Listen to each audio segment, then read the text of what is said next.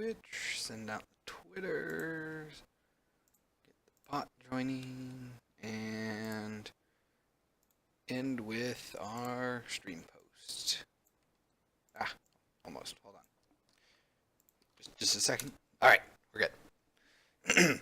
Hello, everyone. This is Chris Ingerson, and it is, I wanted to say January, but it's February 3rd, and this is the February 3rd Saturday Devstream. So, today, since it's Saturday, we're going to be continuing our work on custom adventures. To give a quick overview of where we left off, because that was about 2 weeks ago. I guess it would be exactly 2 weeks ago, actually. We had last implemented custom string constants, so users can customize specific strings that will always be shown.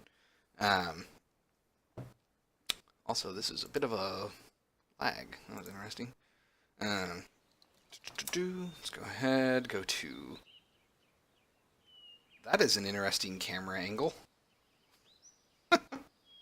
Okay, I wonder why I angled it like that. That's a weird menu camera. Wait, it's not, is it? Hold on. Ah, there it is. Okay, I gotta, I gotta fix that. Give me a second here. I forgot I left a player character in that plane scene, so that's gonna actually mess with stuff. There should never be a player character in the scene if they're not needed. Let me just go ahead and delete my auto saves. Let's see, build, text quest, saves. Alright. I'll just go ahead and get rid of everything. Hello, Apollo I! Welcome back! How are you doing today? Alright, so we're going to go ahead and delete all of our save files. Well, it's interesting, we're starting to hit 64 kilobytes, huh, for some of those save files. Those are getting pretty big. Alright, let's try that again. So anyway, last time we finished up basically generating support for custom strings. The actual implementation of those strings is not fully realized yet, but that's what we're going to be working on today. So let's go ahead, say start. We're going to go over to extras, author mode. We will say create, Zork. All right, so we want, I'm going to go to game settings. Oh, right, we also need to do that. You know what? We should do that actually first. So you can see that we can adjust information about the game. We can adjust the description and all that. Oh, actually, now that I think about it, title's kind of funny because that's the name of the custom file. So if we go to, let's see, where are you? Custom zork.ctva. That's going to be interesting. So you could have a different title. I guess that's no harm. It'll just mean that it's the original file. All gravy? Well, that's good. I am doing all right. Let's see. So this is all of our string constants that we have so far. You can see the start text. This is what's shown at the beginning of the game, which we don't actually have right now. So we'll probably start with that, implementing that. End text is what's shown at the end of the game when you quit out.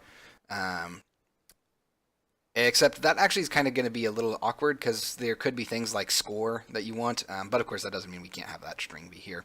Quit text is what's shown when you try to quit. Quit confirm is what happens when you actually do quit, although it'll probably be, well, that whole process needs to be worked out still. Quit cancel, that's what happens when you actually cancel quitting. Then item listing is just, what's shown whenever you list an item. So to show you all of that, let's go ahead and say, so if I try to quit, it'll say run from your fears. If I say no, it'll say you regain your composure and move forward.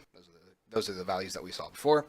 If I go north, oh, right, we'll say take key, drop key, let's examine room. Okay, so you can see that we have the U spot for listing all of our items. So that's where we are currently. I guess to start off with, we will go ahead and, let me quit out real quick. Oh, right, quit.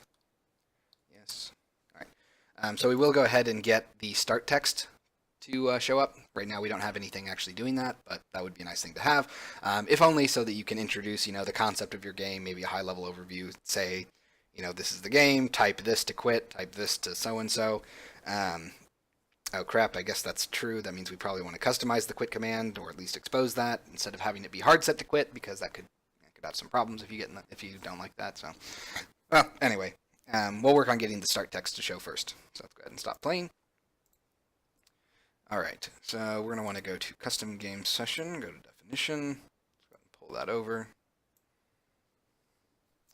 And, geez, this whole thing is starting to get stupidly complicated. Who'd have thought that having custom user-generated content would be complicated? Let's see. So, we should have... Actually, real quick, I want to review my file structure for custom settings. There we go. So we store that all in an array of our constants, and then we load that all in. All right, let's go ahead and let's see, start custom game. So when we first start the custom game, you can see that we initialize the current room at the very end of that, which will, of course, list all of the expected output text. So really all we need to do is just have this output text line be called before that. So we'll go ahead and say if, actually hold on, let me go ahead and peek this real quick. Let's see, room.initialize interactions, here we are, get room description, we'll go to definition here. Let's see, interactive object utility, get article, that's not what we care about.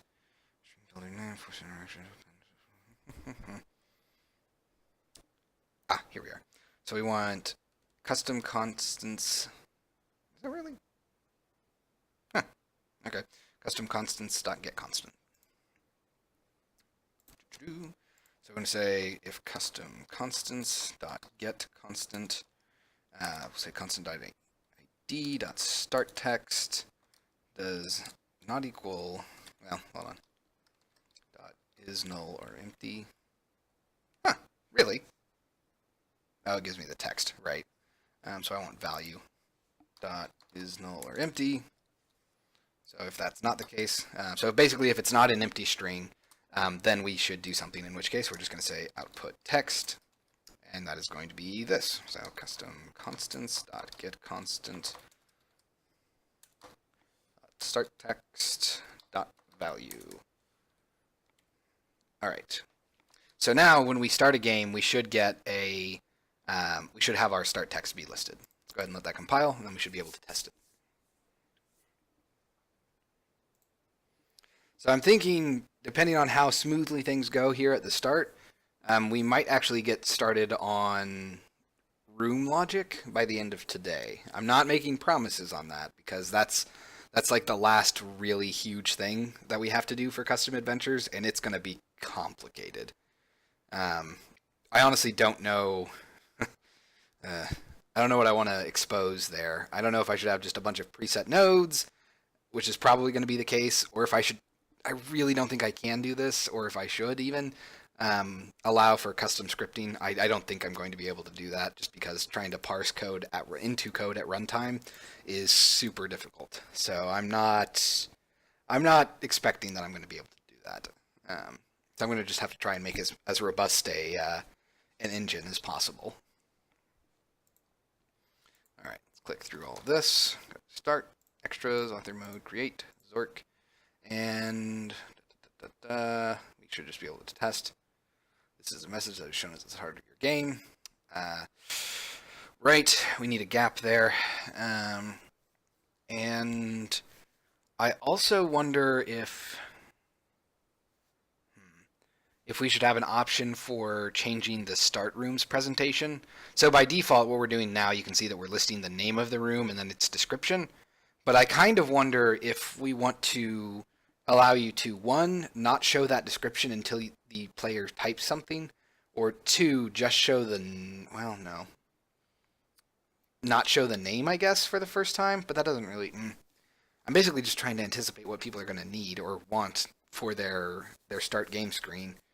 And it seems like having all of those options would be a good idea, but I can't really be sure that everyone, or that anyone would really use those options. Let's go ahead and stop, though, because we do need to apply a a space after this. Let's see if I was smart enough to. Nope, I wasn't. That's disappointing. All right. So that means we probably want. Let's see. Can I do output space? Output. I guess I could just output text that's empty. That would work. Let's see. Cached input view. Add text. I do not have a space after that, do I? Although I could try that. Do I have a space? Nope. Okay. Fair enough. Let's go ahead and let that go. So now we should have a gap, essentially. So we won't have as much text clutter. After this, we will probably want to have an options view for what is shown at the beginning of the game and what is shown at the end of the game. So when you quit out, it probably shouldn't actually just spit you back out. Like, it should probably go to like or output a quit text dialogue or something, and then say type anything to quit. And at that point, if you typed anything in, it would just dump you out of the game as expected. But until that point, we don't want it to just like type quit. Are you sure? Yes. You're done. You're out. That's a bad idea. Let's go ahead and click through all this. Start. Extras. Author mode. Create. Zork. And let's see here. So. What the heck? Oh, don't tell me I probably have some stupid check that says if my output text is null, then don't do anything. No, I don't have that. Strip rich text. Initialize. Huh. Did it actually do it and then it just... Oh, come on. Don't be like that. There we go. I hate it when it does that. Let's go to UI, view container. We want to go to custom input. There we are. Root, output, scroll area. I do have 3, which means that the one that has nothing in it is just being ignored. It has a height of 0, which I guess makes sense because it would expand. Yeah, that makes sense. So that height's not going to be properly calculated if I give it nothing. That's kind of annoying. Which means that I need to instead give my previous... Why won't you select anything? There we go. Jeez. So can I get away with this? No. Let me go ahead and turn off maximize on play real quick. I want to try something. There we go. So I can do that, and it'll give us pretty much the same thing that we would expect. Although, I actually kind of wonder. Let's go to definition. We're just going to keep going to definition until I get to where I want. Go to definition. Go at the end. There should be. We don't care about a scroll. Oh, right, because we add that before the next one. There it is. Add space. If settings does not equal null and settings dot spaces before is equal to 0. Settings dot spaces before. Add space. Add space. Huh. Interesting. Do I not call add space anywhere? I guess I don't. It's interesting. That seems odd. Well, thank you for following, Musashi. Also, welcome. Let's see. So what should happen is whenever you post an input, when that gets posted up to the output area, it should check if it has space, or if it has inputs before it, and if it does, then that should register a space before it. But it doesn't seem to be doing that directly, which probably means that this is... Well, actually, hold on. Custom game session. We'll go to add text here. So this one should create a new section settings if it doesn't already have one, which it doesn't because I'm not passing one in. I'm going to peek. We have 0 spaces before. Okay. Well, fine. Then we'll just use a new line and get away with that, I suppose. No, I don't want to do that because that makes things... That assumes formatting. I don't like to do that. If I assume formatting for custom adventures, then I'll get weird results. Or at the very least, people won't get the results that they expect. So I can't do that. All right, let's go ahead and close this. Let's see, where was our actual text? Here we are. So output text won't work, but I could go over to here. I suppose I could pass in or have an output that accepts settings. That would probably work. Let's see. Initialize current room, which doesn't really help me much because I can't assume that either. Crap. Dang it. Okay. So I just need to have a call that's exposed to let me add text, basically. All right. Let's see here. Output text is... Where are you? You're up here. I passed it. Scrolled right past it. All right. So we're going to say... What was it? Settings? Yeah, section settings. Section settings. And this is just a chunk of data that has information on how the text should sort of be formatted. We're just going to say settings is equal to null. So it'll be passed in as nothing. Then we'll pass in settings. But that will allow me to actually specify an output value here. So up here I can say that and then new section settings with, we'll say false, one space before, and 0 F, so no scroll duration. Okay, so I'm curious to see if that will work. I think it will. And once we have that properly being displayed, we can move on to quit text, which should be a lot more fun, just because it's customizing things that happen at the end of your game. So we're going to need to be able to customize scores, which the score is going to be a whole other, well, not a whole other thing, but the whole thing that we have to deal with, which kind of ties into logic, or rather, I guess logic ties into score. We will probably want to be able to display number of turns. So there's basically going to be a bunch of things that you can check off that you want to show. Excuse me. Let's go ahead and let that play. I'm going to take a drink. What else would you want to see at the end of the game? You'd want to see your score, the amount of turns you've maybe taken. I mean, we could do stuff like words typed and all that, similar to how TextQuest keeps track of that. That wouldn't be too hard. Let's go ahead and turn on Maximize on Play again. Start. Go to Extras, Author Mode, Create, Zork. All right. So, test game. Ha-ha! Perfect. So it's a little annoying because we actually have 4 things here now instead of really what should be 3, but it's not terrible. Let's see. So we have this is a message that is shown. This is a message that is shown at the start of your game. That's our starting message. Hooray. Let's go ahead and quit out. So to show you what I'm talking about when I say quit out, currently if I type yes, I'm just going to get dumped immediately out. So if I type yes, just goes right there. But we don't actually want that. What we want is when you quit, if you confirm, it should probably say like, it should say a quit message, saying like, and the legend is over, whatever, that's customizable. And then after that, we would want things like number of turns, or time that you spent in there, words typed, sentences typed, score, pretty much anything that you would want. Much beyond that, I'm not entirely sure how I would expose certain things, but that can probably be logic. So we'll go ahead and just quit out. So as far as the actual quit text goes, we have this end text that's probably going to be shown. Oh, no, actually, end text is not very clear. So quit confirm text is what would be shown when you actually quit out. End text is probably what's going to be shown when you reach the end of the game, but that might actually not be a good enough thing, especially if you have multiple endings. We might want to allow for, I don't know, like individual end texts, in which case that would just be part of the room. But for now, we'll keep end text.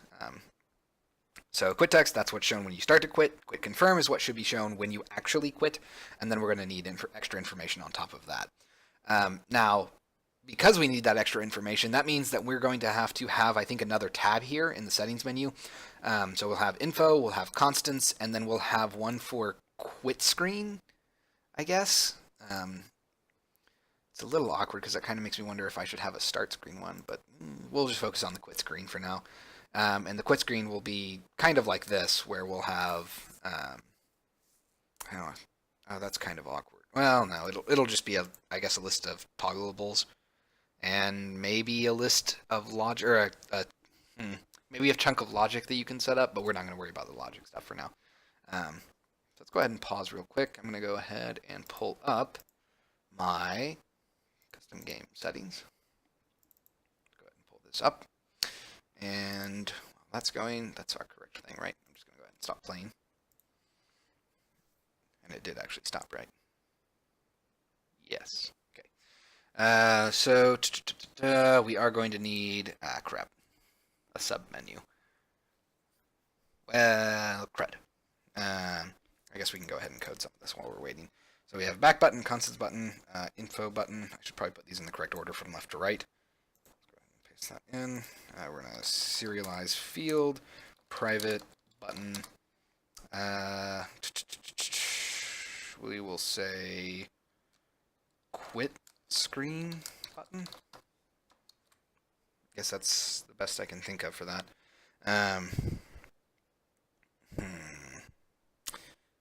We will also want. Should I try to make drop down work? I don't think it will.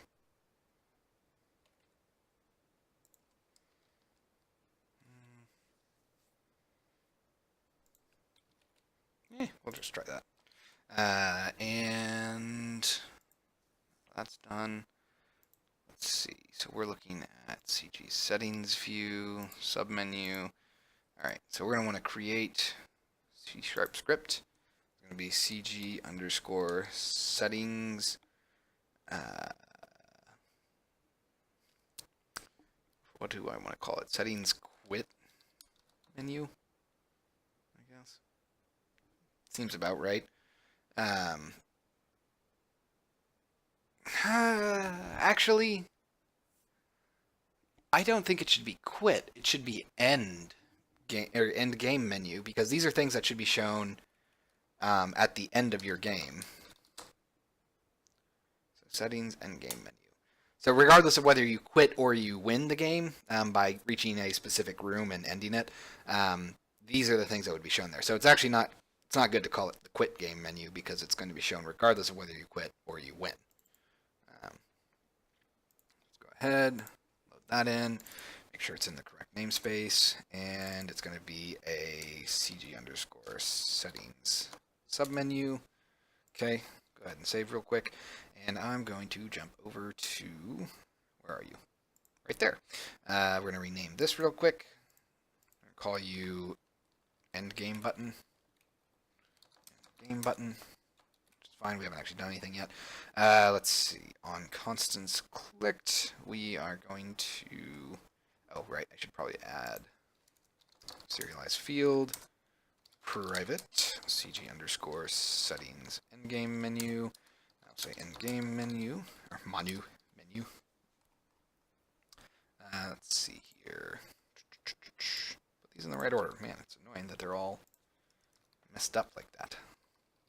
Are all out of order. Let's see. All of it. Man, it's almost like I assumed that the constants would be on the left, which I probably did. Probably did. I keep trying to say private, and I keep saying probably. Private void on, what is this? On endgame clicked. Pretty much going to steal all of this stuff, except we're going to say endgame menu dot hide. Oh, right. I need the tab to. Oh, no, I guess I can do button colors. So we're going to say end game button dot colors is equal to inactive tab colors.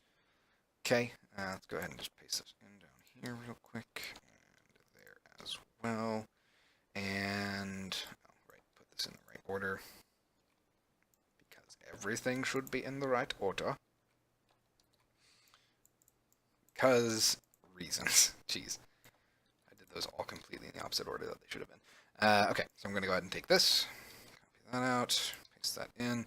We'll change this to hide, change this to show, change this to inactive, and I'm sorry, change that to active and change that to inactive.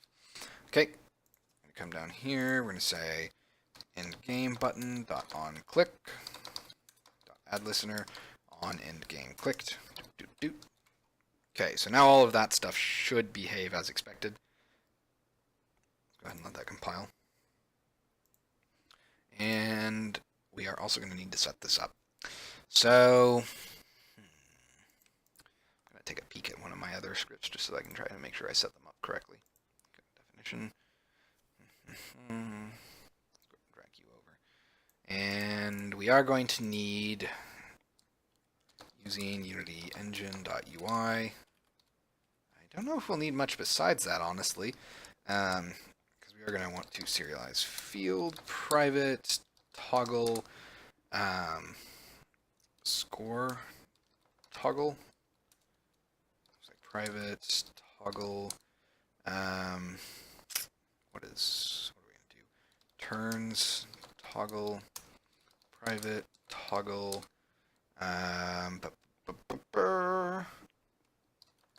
Words, wads, words, toggle. Seriously, words. There we go. Private, toggle, sentences, toggle. And so we have score, turns, words, sentence, and what else would we want? Words, sentences. I don't know. I guess that's a good start at the very least. Go ahead and paste that in, paste that in, paste that in. Oh, right. And then we're going to want probably custom logic, which, okay,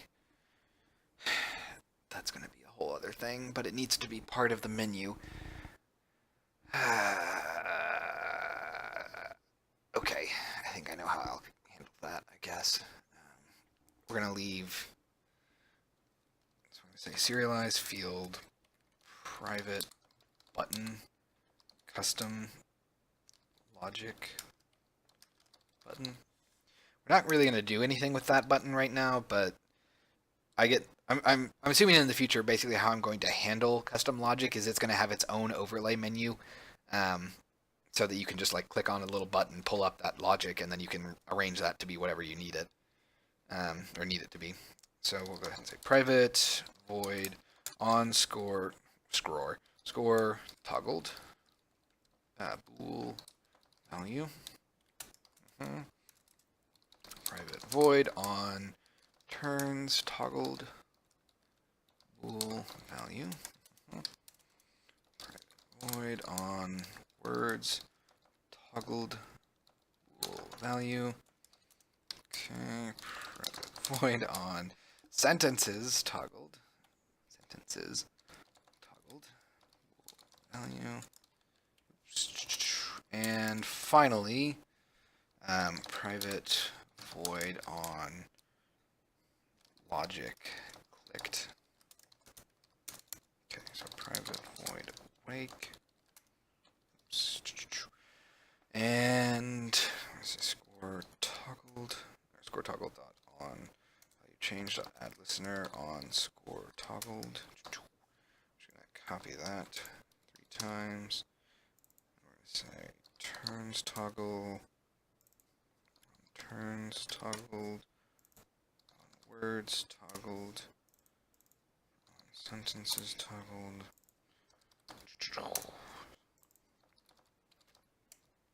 Okay.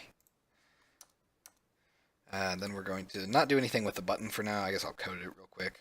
So we're going to say custom logic button dot on click dot add listener on logic clicked. Well, I guess we might as well leave that in there because we're going to lay it out anyway when we make the UI. We can't really do anything yet because we need to set up the backend to actually look at these things and let them be set.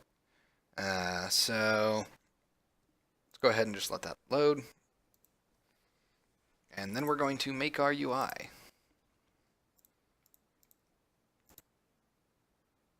That's a lovely inspector. I don't know what happened there. That was terrifying. Oh, I bet it's actually my my drop down thing. Ugh, do I really need to change it that much? Apparently I do. Okay. Yeah. This is not possible when moved past all properties. Are you serious? Whatever. Fine. I'll just take that away from now. Let's see. I don't know how that thing messed up so bad. Like, seriously. I'm using it in other places. I just don't understand.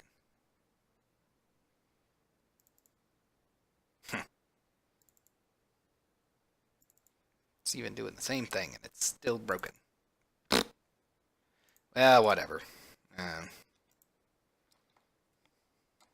let's go ahead and let that go. Let it compile. That should fix that little issue.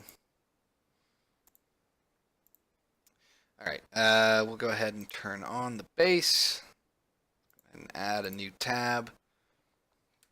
Doot. So we're going to call this tab, I guess, just in-game. It's not exactly clear what that does. I mean, it's assumed that it has something to do with the end game, but it doesn't actually explain much. And should be fine. Okay, so we're going to rename this to end game button. Single out our scaling. The tint and all that is fine. Let's go ahead and rename this. Say end game.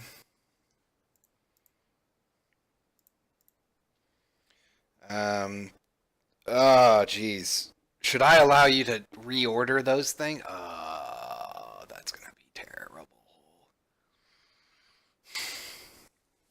No, I don't want to do that. Oh, that would be so terrible.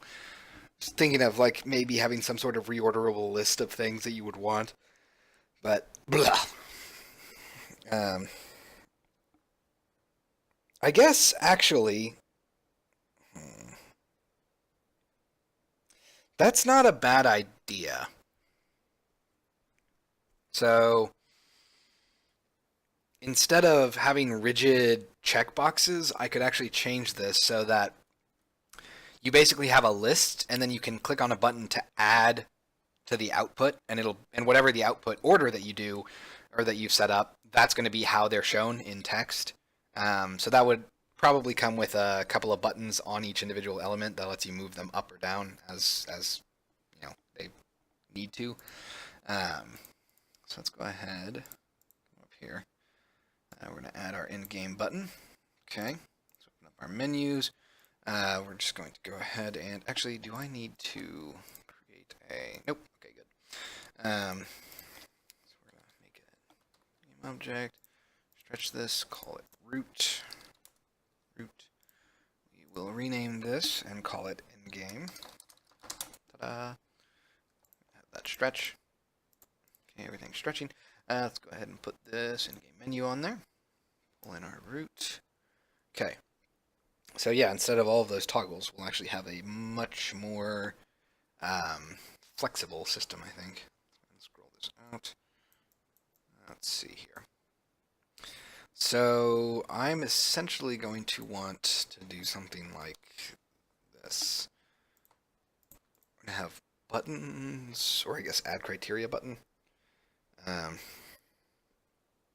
This is going to be kind of weird, but I guess that's... So we're going to say buttons at the very bottom, and this is just going to be a container for our actual add button. Zero that out. We'll give it a height of 60. We'll say 75. Even that's probably a little high, but it's fine. Then we're going to want to have a scroll area. So we're going to have a scroll view. Let's go ahead and put that up here. Have this stretch all the way with 75 from the bottom. We will go ahead and delete our horizontal scroll bar. We don't need that. We're going to change this to clamped with no inertia.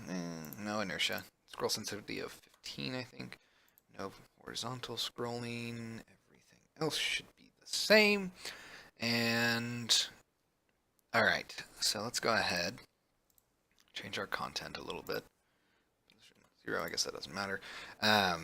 we're going to change this so that it is a vertical layout group. Let it scale everything as we need. On top of that, it is also going to be a content size fitter with a vertical fit of min size, because that's really all we need from it. The actual scroll bar and viewport are kind of messed up right here, aren't they? Can we set our pivot over here to be 0?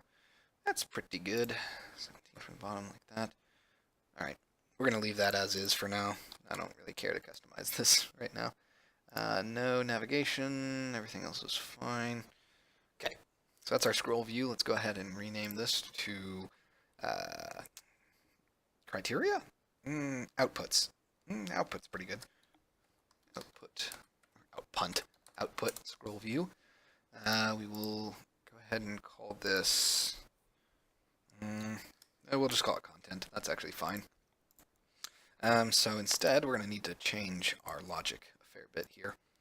We're going to just pretty much get rid of all of this.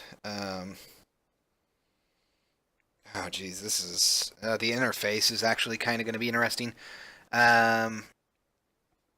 So the toggles that I created here, those are probably going to be the default things that the game will keep track of if they're set. But we need to allow people to add logic nodes, but for now we'll not really do anything with that. So I think we're going to have a modal that pops up when you hit add. So let's go ahead and change all of this. Get rid of this. And I'll go ahead and say private void on logic clicked. We're going to rename these things. So we'll rename you to say on add output clicked. We're going to rename this to add output button. All right. And this is where we'll have to have a custom modal. So let's go ahead and save that, or I'll let it compile. And now comes the modal stuff. So I guess we'll call it CG endgame, CG settings modal. No, CG. What do I want to call it? Dang it! I can't think of a good name. God, this is the bane of my existence as a programmer. I can't think of good class names. Create C# script. So we're going to say CG. I guess this would be settings. I don't know. Settings. Output selection. Modal. Ugh. Yeah. We'll say new output selection. How about just new output modal? Alright, that works. So that's actually going to get kind of complicated because we're going to have that return specific prefabs that have specific things in them. Of course, that means they're going to have to derive from a special class. Actually, no, that just means we need two classes, a base class and then a logic class that extends that, but the logic class won't really get much work done on it today. We just need the base class. So, God, I have so many things in this folder now. We're going to go ahead and create, while we're here, another C# script. So this is going to be, I guess, CG underscore new, I don't know, output element. And we'll say settings. Output element. It's not a great name, but it's not exactly a bad name. Go ahead and open that up. Reload all this fun stuff. Reload all that fun stuff. Alright. This is going to be in our TextQuest namespace. Cool. And then, what are we going to need in here? I suppose we'll need a CG settings output type. So that's going to be an enum that I need to create. And we'll go ahead and create C# script, CG, settings, output type. Okay, good. This is just going to be a pretty simple enum that's going to say, let's see, what would we have? We would have Turns, time, score, what else? Pretty much everything that I specified before. So before I forget, I'm going to go ahead and write those. So we're going to say turns is equal to 0, time is equal to 1. What did I do here? Score. Dang it, I keep forgetting score. Score is equal to 2. We're going to want words is equal to 3. Oops, forgot the comma. Sentences is equal to 4. And that should be pretty much every... Oh, we want a logic one too, don't we? So we'll say custom is equal to, say 10 by default. All right, let's get rid of the using because we don't need that. So that's our enum, which means that now we can come back over to here. We're going to say public cg underscore settings output type. I'm just going to say type is equal to settings output type dot. We'll say custom, I guess, by default, even though that would actually probably not be the best default. What else are we going to need in here? That's, I guess we'll want a TextMesh Pro label. No, we won't. We don't actually need much besides that, so we'll go ahead and do that.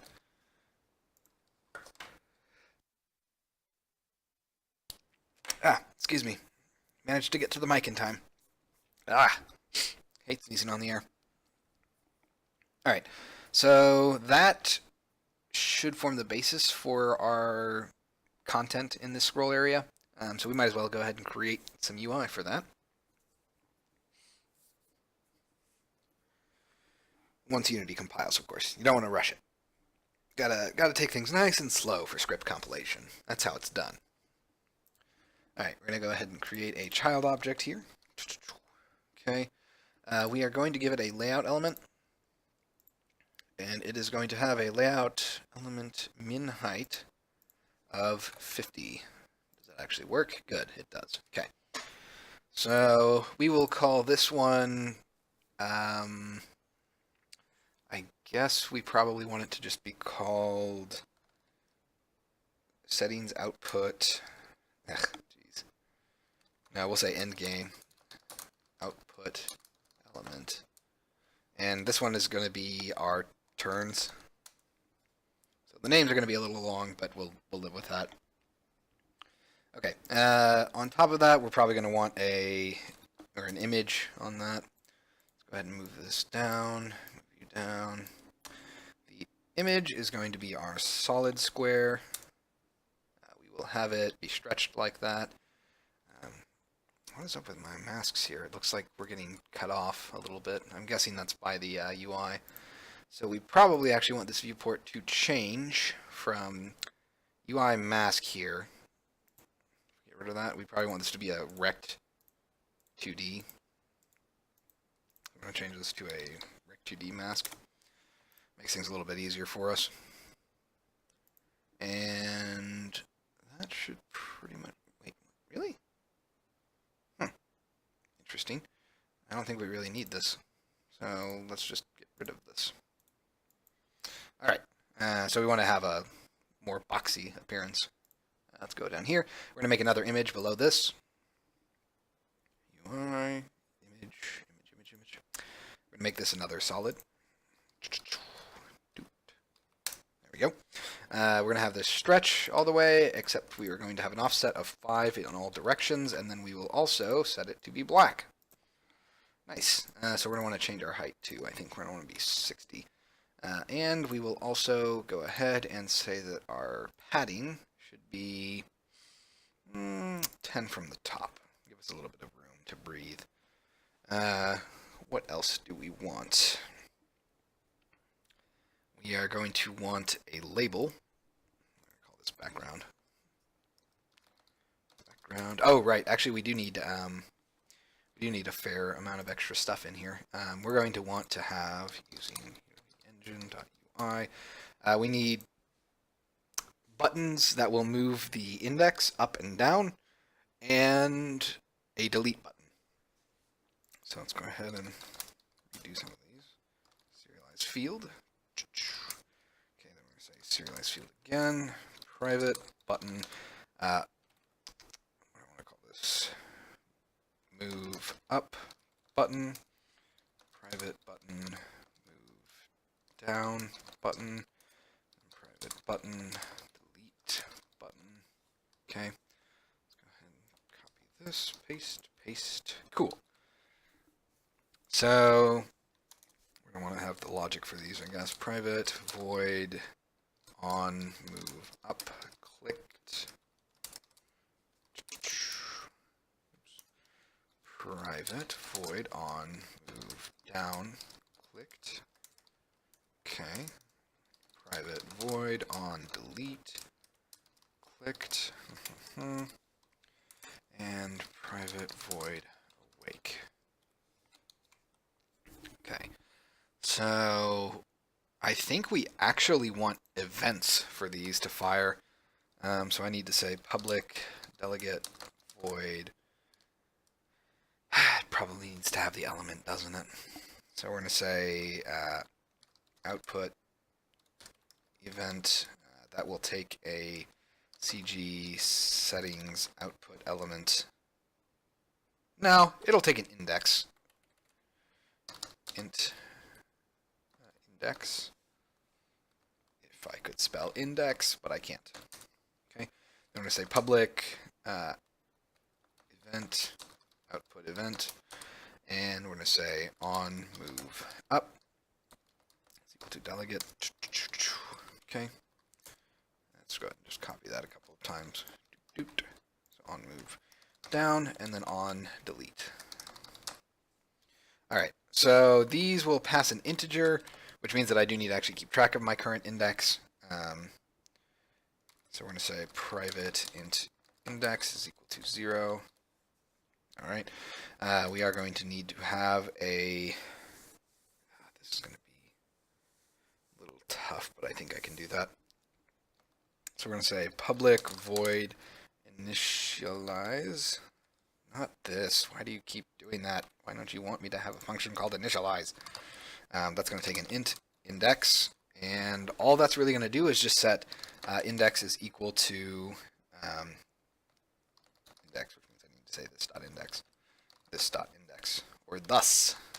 There we go. So we're going to say this dot index is equal to index, and that's pretty much all we care about, and that's all we really need that to do.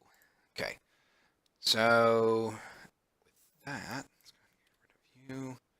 Come down here, and I'm going to say move up button dot on click dot add listener on move up clicked. Oops. Okay, let's go ahead and copy that. Paste, paste. On move down clicked. Oops. On delete clicked. Move down button. Delete button. All right. So that handles that. These are basically just going to fire events. So I'm going to say on move up index,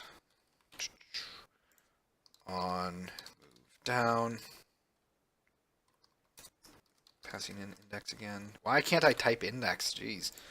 Then on delete index. There. Jeez. Third time's the charm.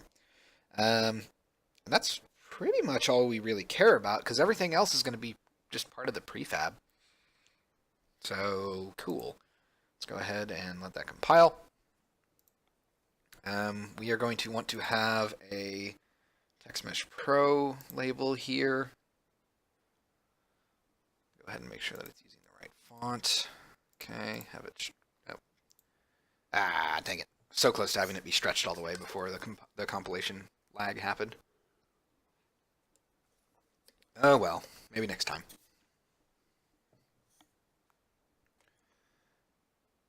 And eventually we get there. All right. So this is going to probably just be tenon from the left.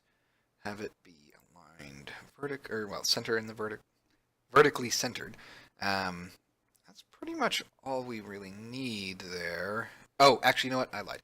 I'm gonna rename this label. Okay. For this, we are going to want to have, this is going to be interesting. I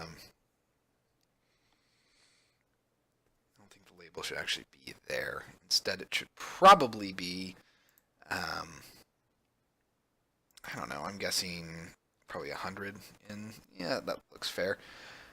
All right, we're going to add a new object here. It's going to be aligned to the left. Let's go ahead and have that be there. It's going to be pivoted at 0, position x of 0. Let's go ahead and come over. Come on, let me focus on this. There we go. Width of 100, that's fine.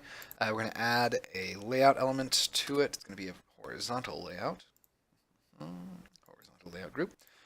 Give us some spacing between things. We'll give it a spacing of 10, which reminds me I actually need to do a spacing of 10 here, probably.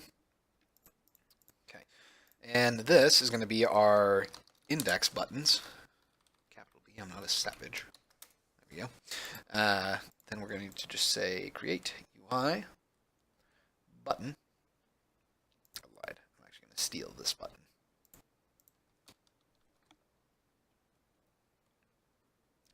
Where did it go? There we are. Boop. Okay. And I stole that so that I could, use its pseudo already set up. This. We're going to change this. This is where it gets interesting. We don't need a label. I'm going to go ahead and turn that off for now. Instead, we're going to make this a image. Image.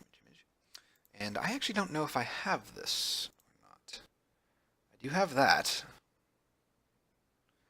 But that's not what I want. I need an arrow. I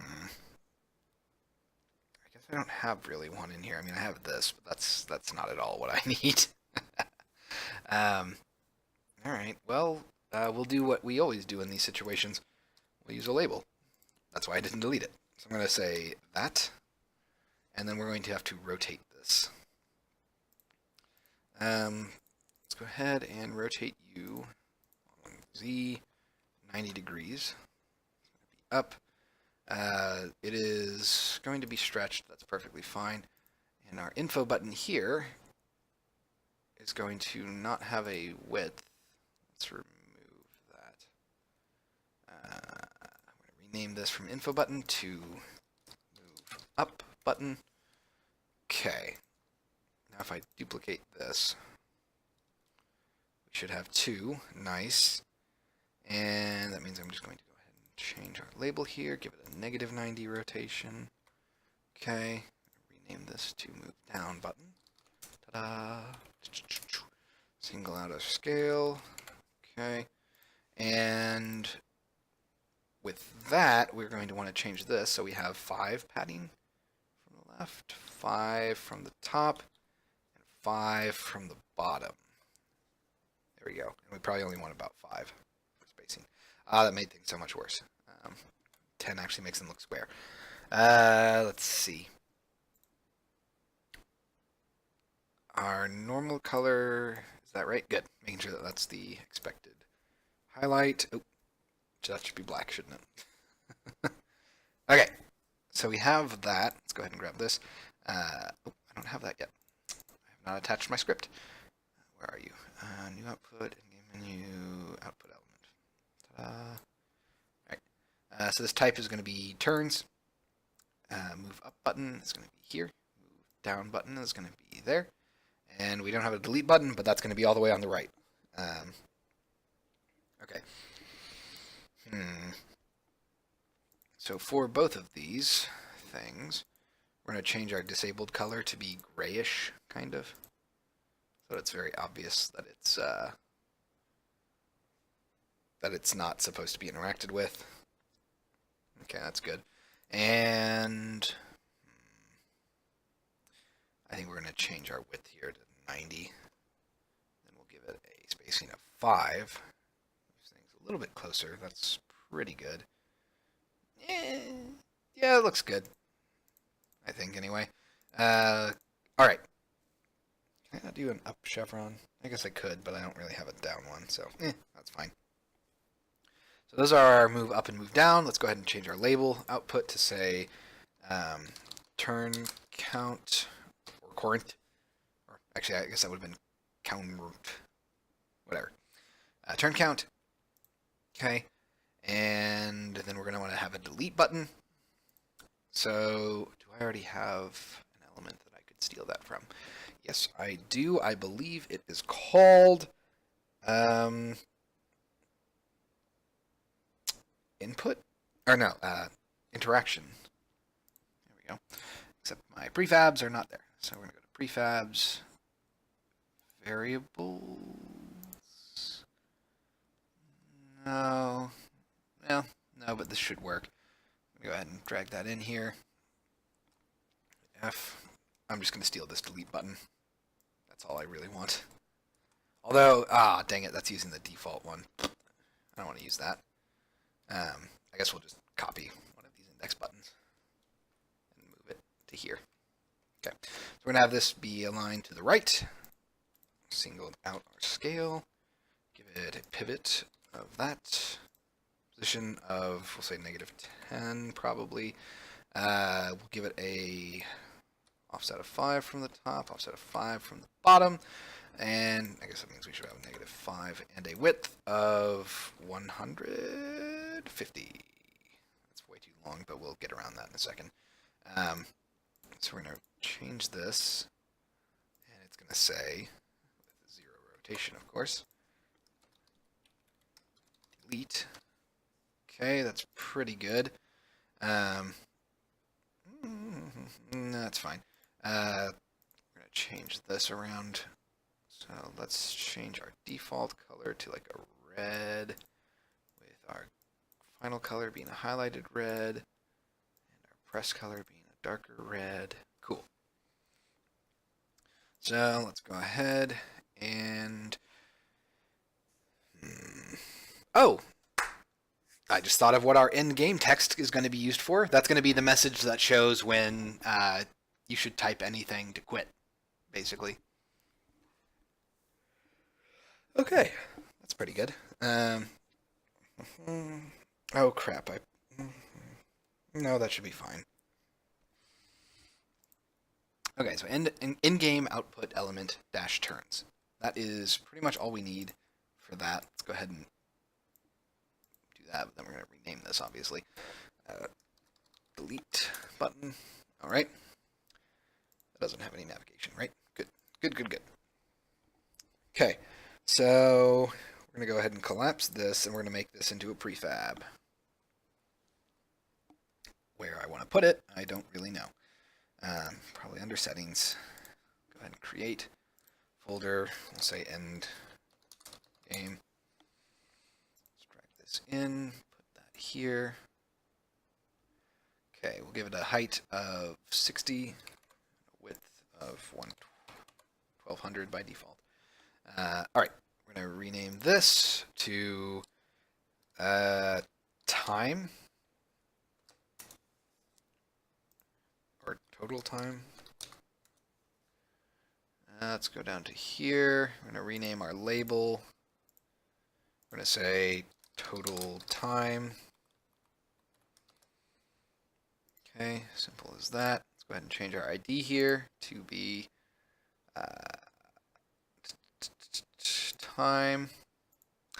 And hold on, I'm trying to think about how we want to handle this. We're probably going to need a collection of these objects. Should I make it a scriptable object? Probably wouldn't hurt. It would just suck because that's just going to be an array. So no. Well, at any rate, let's go ahead and select that. Just drag this down here. So now we have 2. Let's go ahead and go to the next thing. This is going to be score. This is going to be our score. Okay. Let's come over here to the label. We're going to say score. Pretty simple. Drag that down here. And next, we're going to have words. Rename this to words. Okay. Go to our label. We're going to say words, or WODs, words typed. Okay. Pretty simple. Everything else is good. Let's go ahead and pull that down here. We're going to have last one, well, last one that's the standard default one. This is going to be sentences. Okay, let's change that to sentences. And sentences typed. Typed. Cool. Everything else is good. Name's good. Let's go ahead and drag that in there. All right. The last one is going to be custom, and it's probably going to need to have a custom file for it.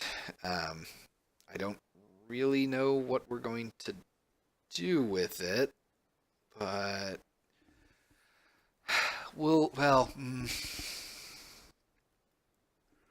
I don't think we're going to do anything with custom ones yet, because I can't really do anything with them until I set up logic and that whole system. I can't really try to anticipate that because I don't exactly know how that's going to end up shaking out. I have an idea, but I don't want to put in groundwork if I'm just going to undo it later because I decided to change some stuff. So just out of curiosity, I will go ahead and add some of these things back to back so we can get a good feel for them, for what they'll look like when they're stacked up. It's pretty good.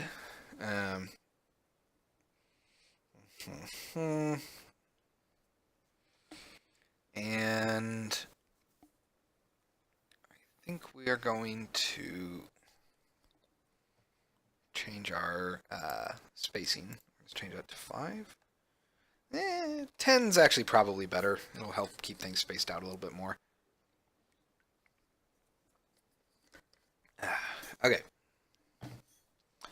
So,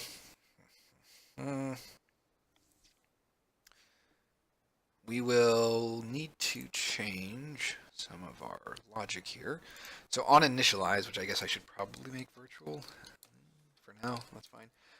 When we set our index, once we've done that, we're actually going to need to disable or enable our move up and down. Oh crap, how are we going to do that?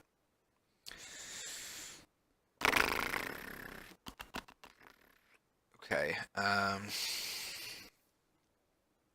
So something that we want to have happen is so let's say that I have this as my list of things that I want to be output when the game's over.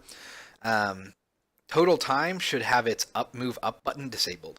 That part's easy because I could actually have it manage itself, but sentences type should have its move down button disabled, except it doesn't really know how long its list is, so I don't really want to do that. I guess instead I'm going to have to just kind of change. Oh, jeez, that sucks. I was really hoping that I could have everything manage itself, but I guess I can just instead do this, int max. So we're just going to say if index is equal to 0, then we're going to say move up button dot set, I'm sorry, not set active, interactable is equal to false, else, I guess we'll say if move up button dot interactable, say move up button dot interactable is equal to true, so if not that, and then we'll also say if, oh geez, crud, hold on, yeah, this got complicated. Well, not crazy complicated, but I do need to handle stuff. So we're going to say if max does not equal 1,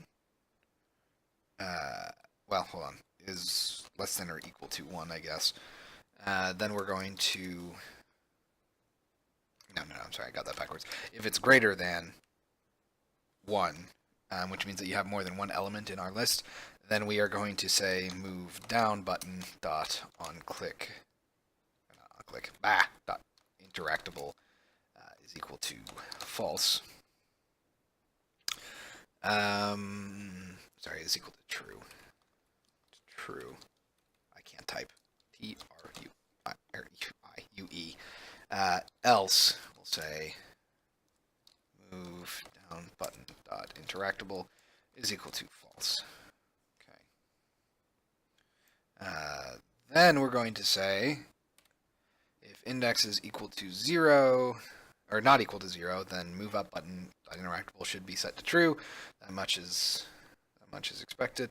And then we need to say if index is greater than or equal to max minus 1, then we're going to want to say move down button dot interactable is equal to false, else move down button dot interactable is equal to true. Okay, so that should handle setting those buttons up to be interactable automatically. It means I don't have to worry about it in the main menu itself. The elements will control that by themselves automatically. Let's see. What else do we need? So on output added, we are going to want to have... Go ahead and let that compile. This is going to be interesting. So I'm going to need a modal that will let you select from existing values, and those values will actually have to change because I don't want to let you add total time, score, sentences type, and then total time. That doesn't really make sense. So let's see, what would we want? I guess let's go ahead and grab one of our modals. Interactions, modals is probably going to be under views, isn't it? Let's just look for modal. Game modal, CG interactions list. We're gonna steal this one as a base. Let's go ahead and just pull this up, collapse you, pull this down to there, put you back open. All right. Mostly so that I can steal this border work because I don't want to have to do that again. So this is actually going to be a really, really simple modal. Oh, really? I already had that? Huh, I did. That's kind of funny. Well, let's go ahead and delete that. And I guess we'll come down to here. Go ahead and revert that. Move this back to here. Open this up. Are you serious? Are you serious? Freaking gotta be kidding me. What is wrong with you? Whatever. UI is being weird. It's been weird for the last like week or so. Alright, so we have the title, we have the content, then we have the interactions list, but that's not going to be a list. Instead, it's going to just be a drop-down, I guess. And then we'll have an add button at the bottom here, and then a cancel button. So let's go ahead and change this. I'm going to delete this. Yes, I know. So we're going to rename this as well. We're going to call this CG settings end game output selection. Wow, that's terrible. Get rid of this. And I'm going to go ahead and just put this right down here for now. I'm going to make it a prefab so I don't accidentally overwrite the existing one. Alright, so the actual size of this is going to be kind of small, probably 300. 500. Honestly, I think that's too big. 400? Better. Buttons, those are already populated. We don't need to worry about those. And all we need to do is handle our dropdown. So we're going to just say this. We're going to have this stretch horizontally. What's our message? 10. What the heck? That was weird. Okay, so we're going to be 10 from the left, 10 from the right. We will also go ahead and say, wait, timeout. You're anchored to the top, crud. Ugh. Okay, that makes things more complicated. I guess I could fudge this and just say, like, not crazy about that. 0.3, that's fine. All right, so we're going to change this to our drop-down area. Drop down area. Okay. Where else do I have a drop down that I could steal from so that I don't have to set that up again? Probably my settings view, actually. Or actually, I could probably steal. Let's see. Classic select variables. Blah, blah, blah, blah. Constant field. View custom game settings. Dictionary. Where are you? You're somewhere around here. Interactions. Is that really... No, variables. That's what I want. Yeah. I wanted my variable node. So if I just drop this in here, we basically want to steal this drop down here. That's being used for the Boolean and all that. Let's go to settings. This is our type. Here we are. Type drop down. I'm just going to go ahead and copy that. And we're going to paste it right there. Okay. Let's get rid of this. We're going to make this stretch across everything. Of course, it doesn't have a freaking drop-down image. Ah! Dang it. Am I using that drop-down anywhere else that I've generated stuff? Maybe. I just don't want to have to remake the drop-down again. I really should make a prefab that's like a base drop-down prefab that I can just reuse and make things a lot easier. View custom games. I'm trying to think where else I use drop-downs. Interactions. Interaction string field. Does that have a drop-down? Nope. Custom game interaction. Nope.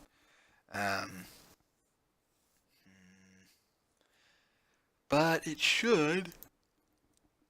Excuse me. Give me a second. Interaction string field. Ah, right. This is the wrong thing. Setting. You know what? It's fine. We'll just go ahead and do this the easy way. I'm gonna make this an image. Make it solid. And we're gonna make this just be 5 off from that. 5, 5, 5, 5. Okay. Let's go ahead and take a look at our template real quick just to be sure. Yeah, pretty much as expected. That's good. Change our type drop-down. Drop-down area size, I think we're going to shrink that to 75. Looking pretty good. Can I get away with 60? Yes. Why, yes, I can. And we're also going to shrink this into 25 and 25. So it's a little bit more centered. 50 and 50. All right. So this drop-down is going to have to... Good. Type drop-down's actually a good name. It's going to have to be generated at runtime every time this is pulled open.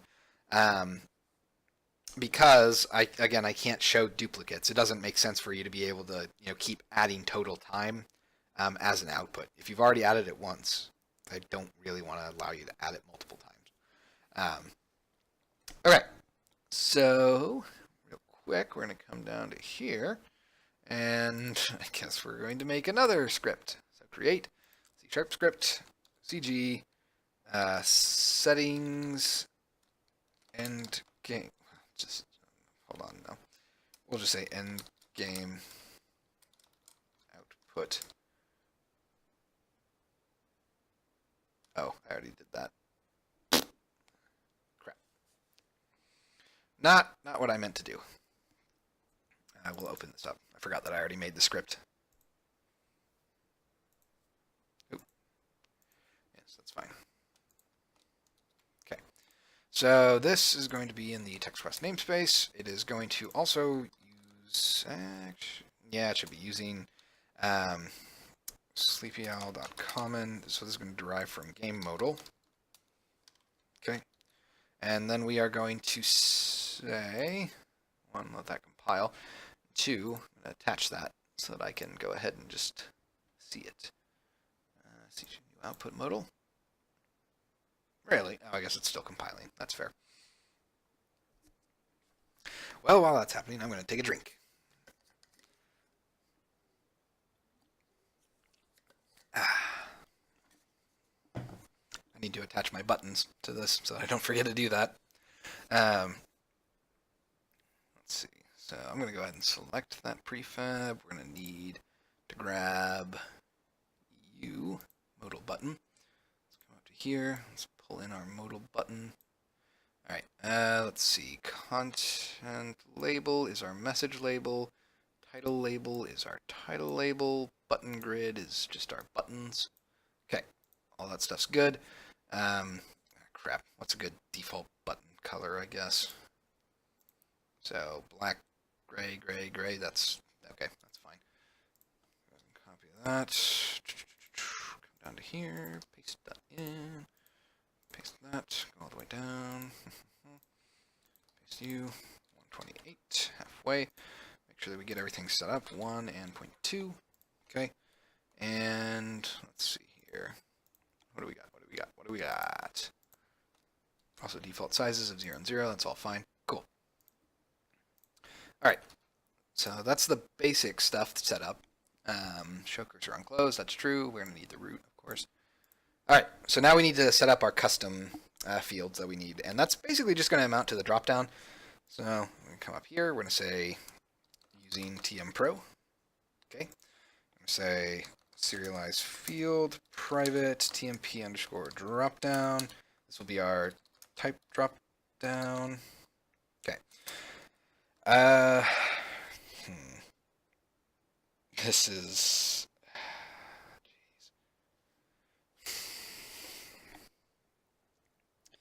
Okay, so I guess what we're going to do is when we open this, I'm going to say override open,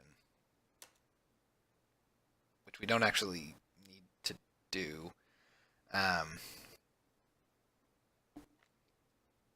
Crap. Yes, we do. Crap. Dang it. Great. I have to overwrite this whole thing, don't I? Great. All right. Yeah. Okay. So let me think. What do I need up here? So we're going to need a private action.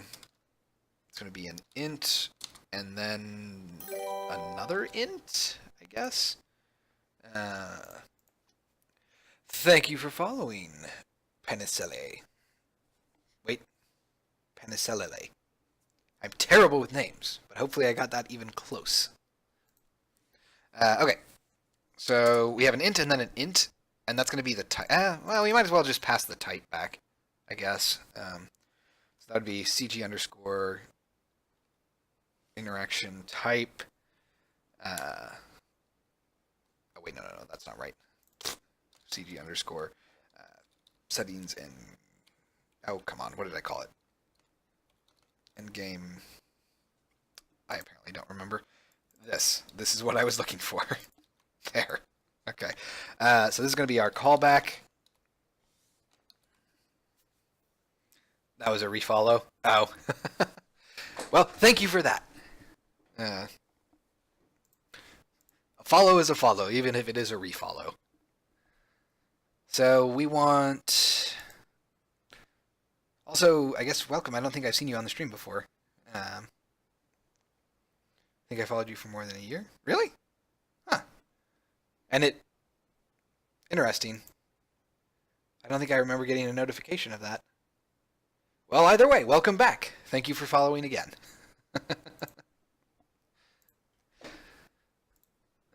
Let's see here.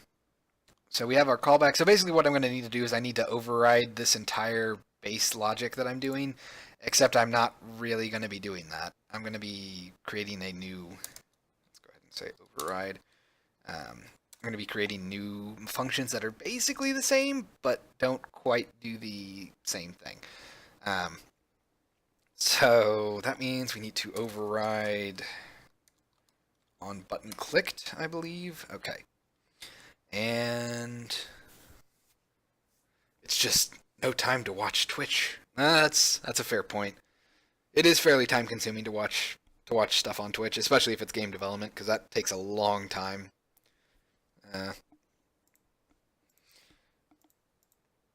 Do you usually watch development, or is it just kind of a random smattering of gameplay and also development, or mostly gameplay and then some development? Alright, so we want to copy this. Oh, jeez, no, I can't even do that, can I? Okay, so it's actually going to be an int and an int, I think. So we're going to need to say int. This is going to be a little weird. It's not going to be an override. It's going to be a basic one. This is going to be null, which is fine. And we are going to... Hold on. We'll just call that callback, I guess. We'll call this type callback. Okay. In here, we're going to say type callback is equal to selection callback. Okay. It's kind of interesting for me, I think. All right, that's fair. Are you a developer yourself, or are you just someone who enjoys watching development on Twitch? I'm like too far from programming. Well, I mean, it is kind of a weird thing if you don't do it very much. That is definitely a pretty common way of looking at it.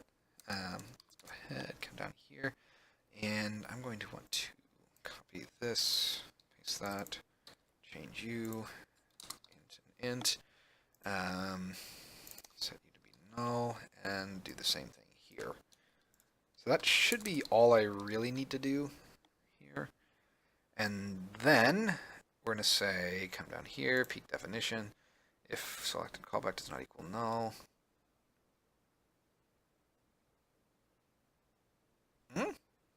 Oh, right. So we're going to basically just copy this code. And we're going to paste that in here. And we're going to say if type callback. Do all this fun stuff. Oh, yeah, and then do int. And this is where things get terrible. I need to say dropdown, type dropdown dot value. All right.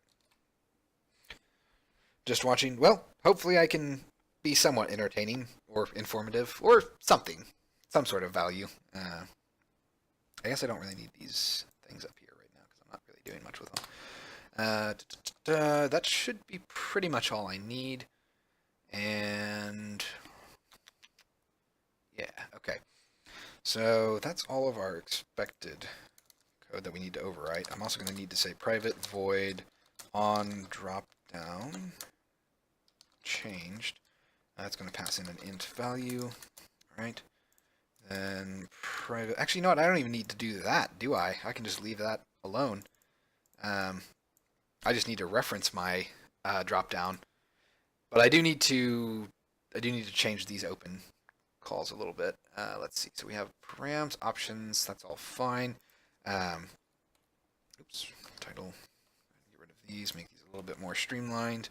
And okay.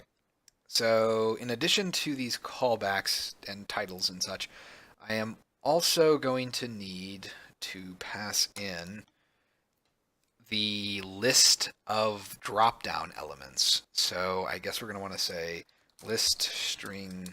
Oh, right. I need to. Yeah, okay. Say using system.collections.generic.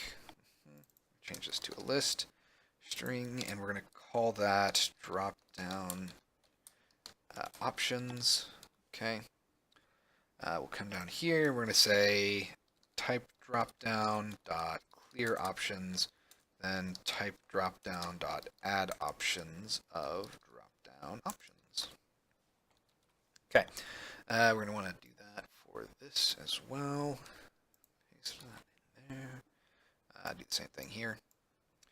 And the reason that I have to generate this dropdown every time that I open the modal is because, again, I don't want to allow you to have duplicates, except for custom logic, I guess. But you should never be able to have, like, I want to show total time at the end, then words, then sentences, then total time again, because that's redundant. And it doesn't really make sense to allow it. So instead, I'm just going to basically disallow duplicates except for custom nodes, because you could set up custom nodes to show different things if desired, depending on what you're tracking. So that should handle the basics here. Do I need anything else? Not really. I think we're in a good spot. Okay. Let's go to, first off, let's save that. Second, I guess I'll let that compile. And third, I'm going to go to in-game menu. All right. So we're going to need to say private void on output selection made. It's going to take an int selection and then an int type. Okay.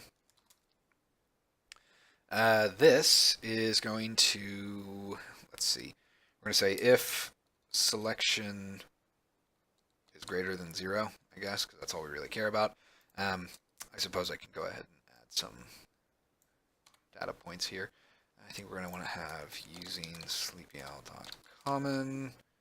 Let's go ahead and serialize field private modal. Let's see, modal game modal option. This will be our. I guess actually we'd want to say if it's equal to 0, not if it's equal to if it's greater than 0. Okay, I'm going to try to say this, and I'm terrible if I butcher it, but thank you, Phenacmilaron. Dang it. Phenacmilanrus. I'm terrible with names. Thank you for following. Hopefully I didn't butcher it so bad that you decide to unfollow. Alright, so this will be our confirm or select option, which is going to be, let's go ahead and say new modal option. Oh, I guess I can pass in all of those colors, can't I? So we're going to say select. No, that's fine. Then we'll give it a color, which is going to be idle color. I suppose that'd be color dot. Actually, I don't even need to do that. I think I can just get away with. Oh, no, I can't. Fine.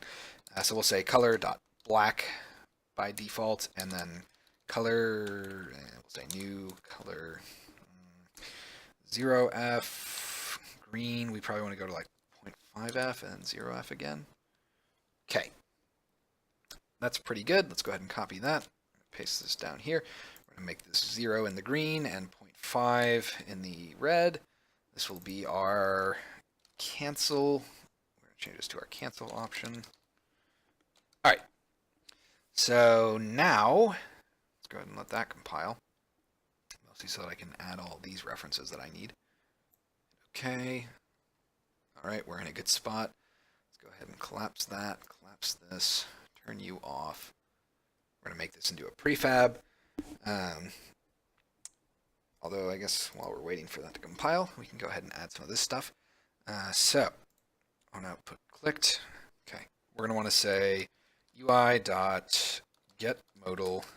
This is going to be our CG settings, new output modal. Okay, and that gives us our modal. Dot open. We're going to pass in, oh right, we want messages and all that. So let's come up here. We're going to say serialize field, private string.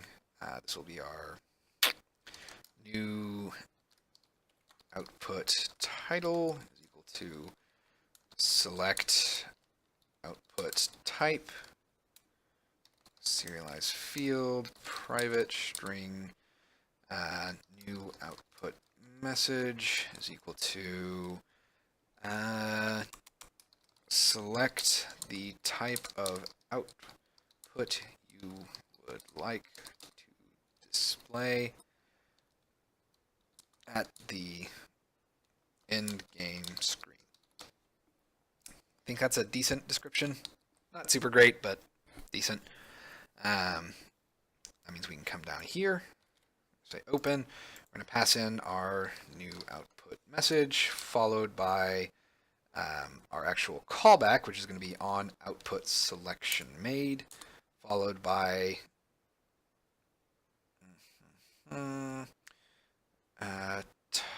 title, which would be our new output title, with our select option, and then our cancel option. Okay. Are you seriously mad? Why are you guys mad? Oh, because I forgot the list. The list is very important. Right. So we're going to get a bunch of crazy stuff here. We're going to need a list, which means that I need to actually come up here and do, let's see. So using not sleepy owl. I keep doing that. System.collections.generic. All right. On top of that, we're going to want to create a private list, CG settings output element. We'll call this elements is equal to new list, blah, blah, blah. So we're going to need to keep track of all of these elements. And we are also going to want to have a list of them, now that I think about it, for our actual field private. So this will be our CG settings output element. I guess we can make that an array. It's going to be an array of that. We're going to call these element prefabs. 0. Also say output element prefabs. That's all good. And I think we're at a decent spot there. So now I need to generate the list of current outputs that I have. So we're going to say private void generate element type list. That's a terrible name, but it'll work. So we're going to make actually a list. So that's going to actually return a list. We're going to say CG settings output type. All right. We're going to say types is equal to new. Blah blah blah. It's all good. We'll return types at the end here. So we're going to make this be our return type for this function. Ta-da! Oh wait. Oh crap! No, that needs to be strings actually. So we're going to make that string. String. Yes, yes, yes. I know you're mad. So we're going to say for int I equals 0, I is less than elements dot count I plus plus. If elements. Oh, no, hold on. Oh, jeez, I'm going to have to do string comparisons. I don't want to do that. Actually, no, that should be fine. Crap. No. Oh, man, I have to do this in reverse. Hold on. That backfired. So, right. I'm passing in the list of elements that I need to display, not the list of elements that I need to ignore. So, crud. Okay, I think I know what I can do here. Yes, this is going to be a little awkward, but I think I can do this. So we're actually going to loop through all of our output element prefabs here. So we're going to say .length. And then we're going to have another for loop in here. So we're going to say for int j is equal to 0. J is less than elements dot count j plus plus. Okay. And basically what we're going to say is when we loop through these elements, if their ID is not found in the... So when we loop through the element prefabs, if one of their IDs is not found in the elements list, then we'll add that to the types. That should work. Okay. So we're going to say if output elements prefabs of I dot I. Nope. Yeah, okay, that's about right. I need to reference this because it's the problem with all the private serialized stuff is that I need to do getters. So I'm going to say public CG underscore settings output type. We're going to just call this type with a capital T. We're going to say return type. Are you going to be mad? No. Okay, good. Making sure. Let's come back down to here. We say dot type is equal to elements. Oh, that is not working.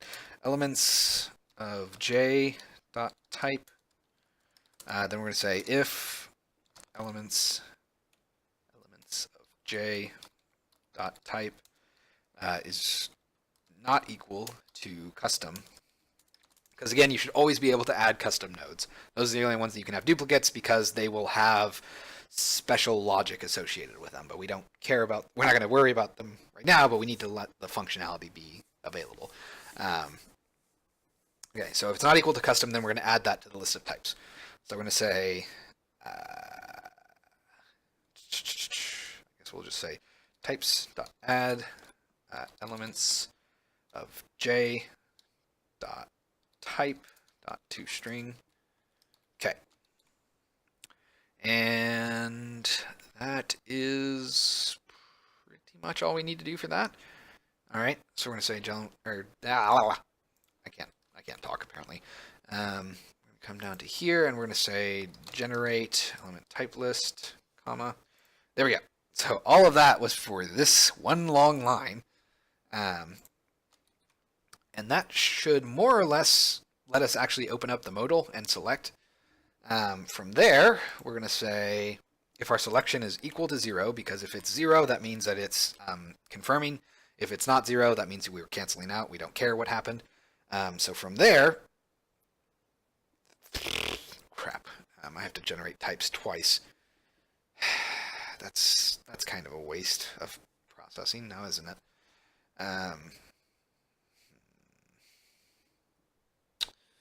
Let me think. Can I share that so that I don't have to worry about it? So the problem is that the index that's going to get returned here, the type, that's going to be an index value for the list that we sent up, and I need to select from that. Gross! That is not okay. We are going to be given a list of non-strings. Dang it. Okay. That's really not fun. All right. Okay. Let me think. Also, I just realized I did that backwards again. I generated the list of IDs to ignore. So this is actually not what we want. Instead, I want to change this and say, jeez, time out. Okay, so we loop through our prefabs, then we loop through our active elements. So if this does end up being the case, then we need to break out. And we're not going to add that to our list of types. We're just going to go ahead and just break out. And then we're going to say if... hold on. Say if j is greater than or equal to elements.count minus 1, then we're going to say types.add. I guess that would be output element prefabs of i.type.toString. There. Oof. That was way rougher than it needed to be. So that should give us an accurate list of our types. And I guess for now, we'll just live with it. I'm just going to grab that list straight up, which actually won't help me because it's the whole type thing. So give me a second. What am I going to do about this? Well, I suppose we can just do this. Private list gg underscore settings output type. I guess we'll say active. Nope. Available types. That's all I'm going to be able to do there. So this is a little bit of a roundabout way of handling this, but we're also going to say available types dot add output element prefabs of i dot type. Okay, and then before we do anything here, I'm going to say available types dot clear. Okay, so we generate that, and then on output select, we should have a list that's now populated that we can reference for what we need to add. So we're going to say, I probably want to, I guess. Should I put that there? It's only going to be used here anyway. So we're just going to say for int I equals 0, I is less than element prefabs dot not count, it's a length because it's an array, which makes sense. I++. I'm not going to be dynamically changing that, so we're going to say Output elements prefabs. Once we have that, we're going to say if output element prefabs of I dot type is equal to int. Oh no, that's not right. Right. We want to say available types of type. That should be good. Also, welcome Movecraft. How are you doing today? So we're going to say output element prefabs I.type. If that's the case, then we need to, first up, we're going to break out of this for loop, and we are going to set our spawn prefab. So we want this to be cg underscore settings output element. We're going to call this element is equal to null right now. Then we're going to say element is equal to output element prefabs of I. Okay. Then at the end here, we're going to say if element is not equal null. It shouldn't really be possible for it to be null, but you know what? I'm just going to go ahead and get rid of that because it should be impossible for that to be the case. Good, but I got to go already.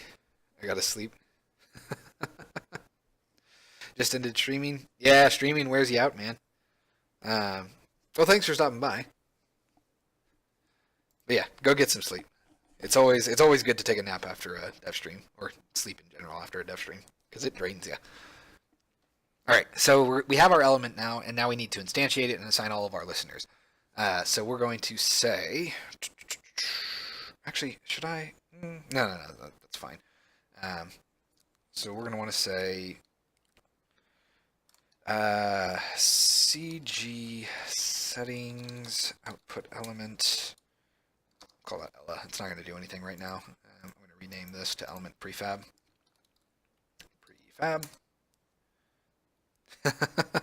Just thought you would raid me. That's fair. Well, you have successfully raided me. We're going to call this element as equal to pool manager dot request. We're going to say element prefab. And, oh, right, it needs to be parented to something, so we're going to have to add all of that, which means that I need to come up to here. We're going to say serialize field, private, rect transform.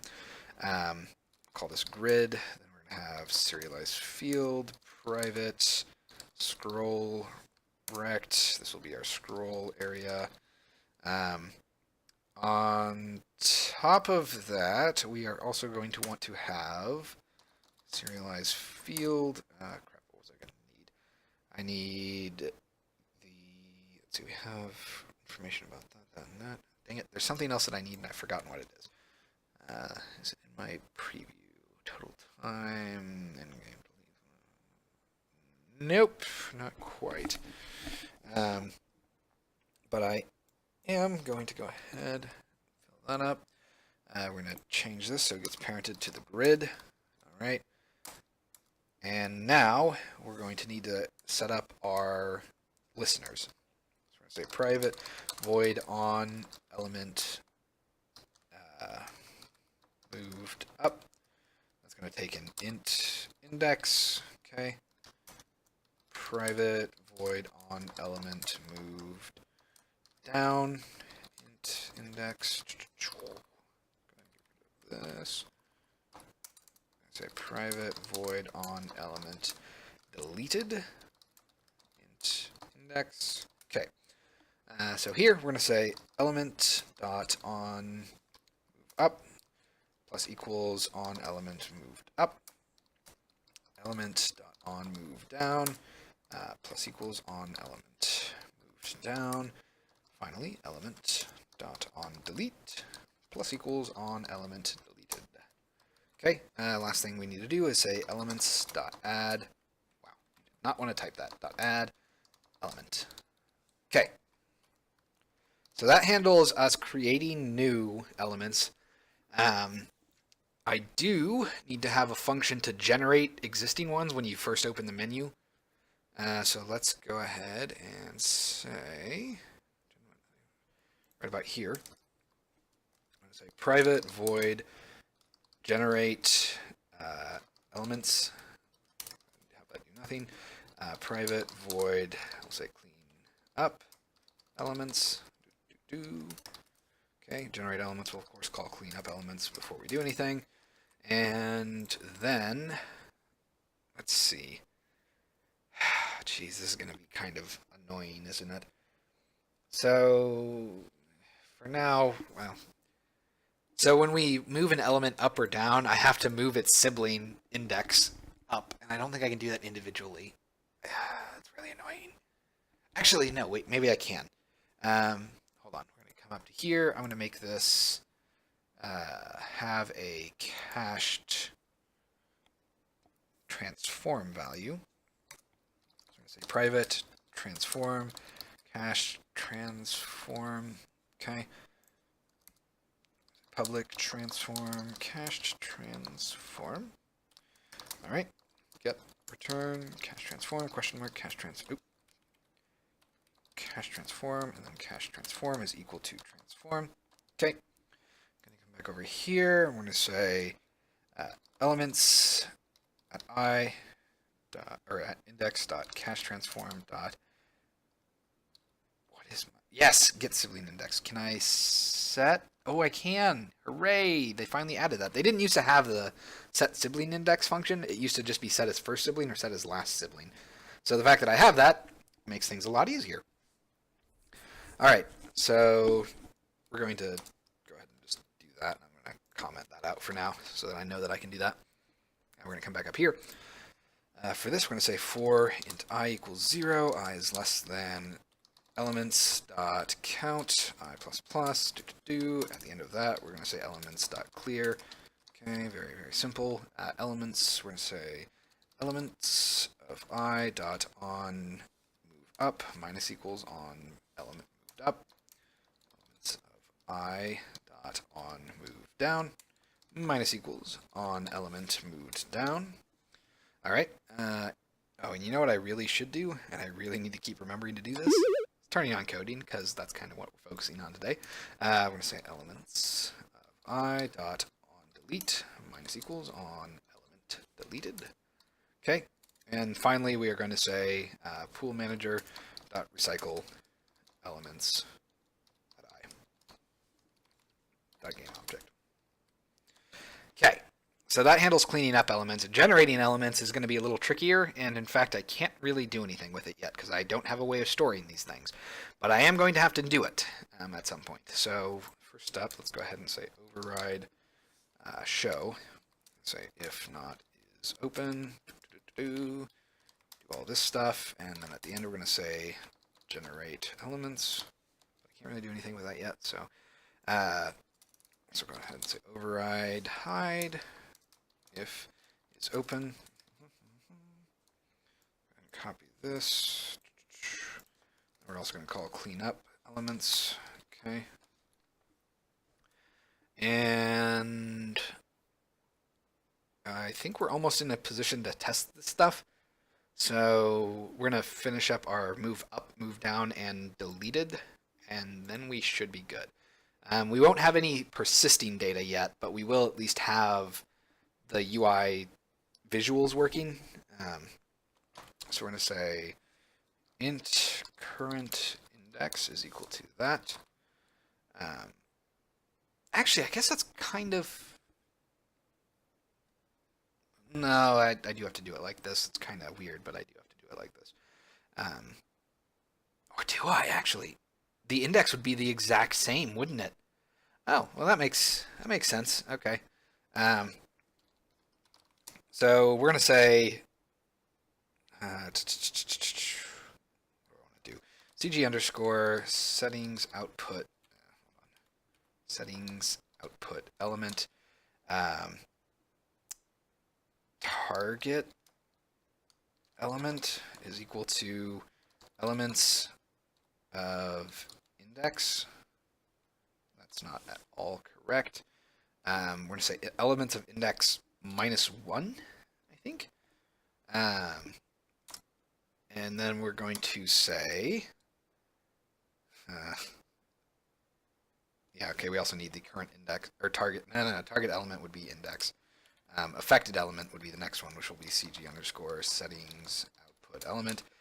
Affected element is equal to elements index minus 1. All right, so target index, or target element is the element that is currently at the index that we pass in. So that's the element that we've clicked the button to move up on. Affected element is the element that's immediately preceding it, hence why we have index minus 1, because that's going to be closer to the start of the array. And all we're going to do here is we're going to say target element dot cache transform dot set sibling index is going to be equal to index minus 1.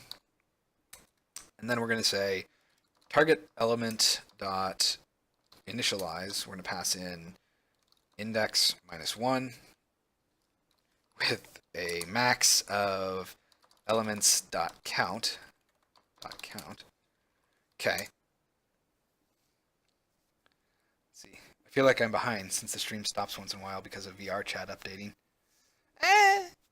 What was the last thing? Well, I guess. I don't know how to test that because if you guys are well, there's naturally a time lag between my real time stream and then what is seen on stream. If I had to guess, it looks like, well, my stream is probably within 30 seconds. I don't really know how to test that to let you guys know how long the lag is or the delay is between my live stream and my live moment and what you guys are seeing. But either way, it should eventually get to you. So next we're going to say affected element dot initialize just index and elements dot count. I also completely forgot that when we generate an element, I do need to go ahead and initialize it. So I'm going to say element dot initialize. Crap, that's going to be elements dot count. Yes, followed by elements dot count plus 1. Yeah, that's kind of awkward. Yep, that's right. All right.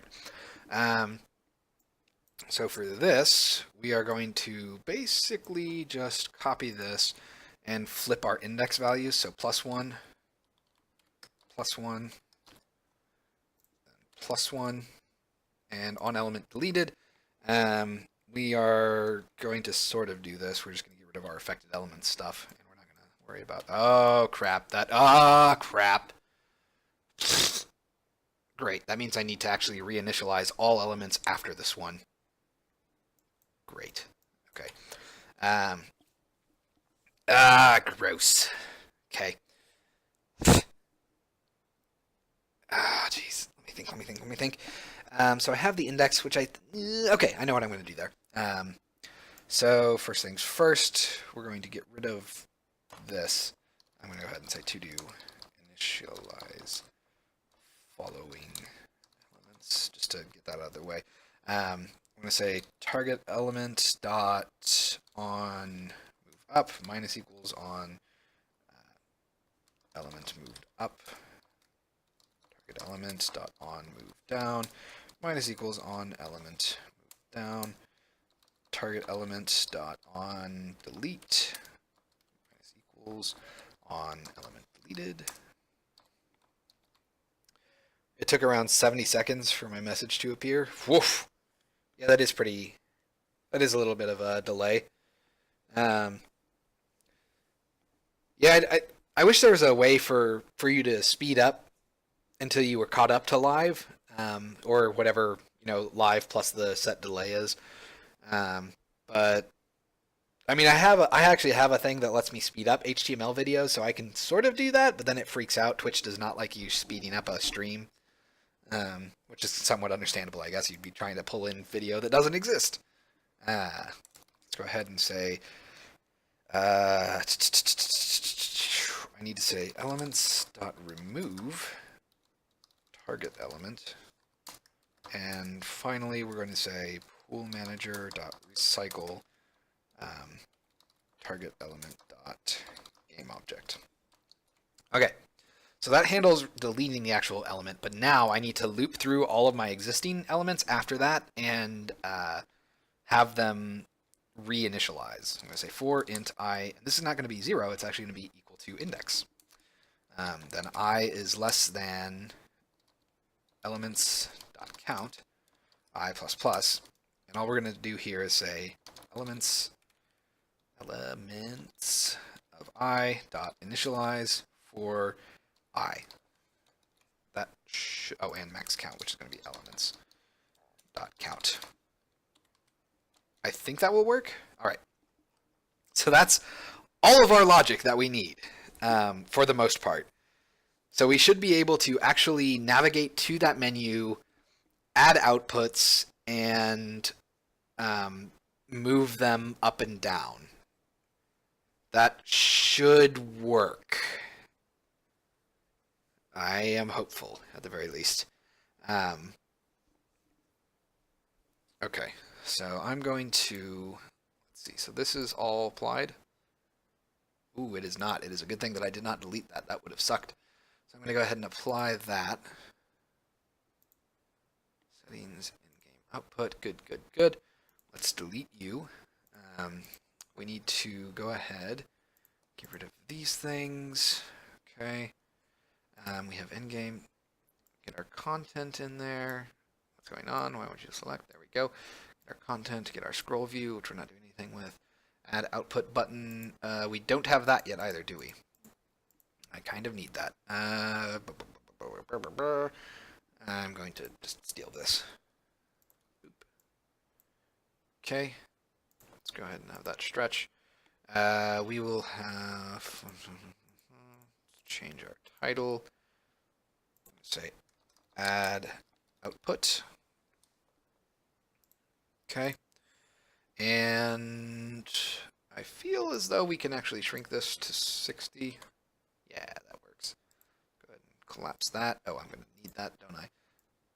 We're going to rename that to add output button. Add output button. There we go. And now, what on earth are you? You're nothing. Where is the word settings coming from? I'm legitimately, I don't know. What the heck? Okay, so it's in there somewhere.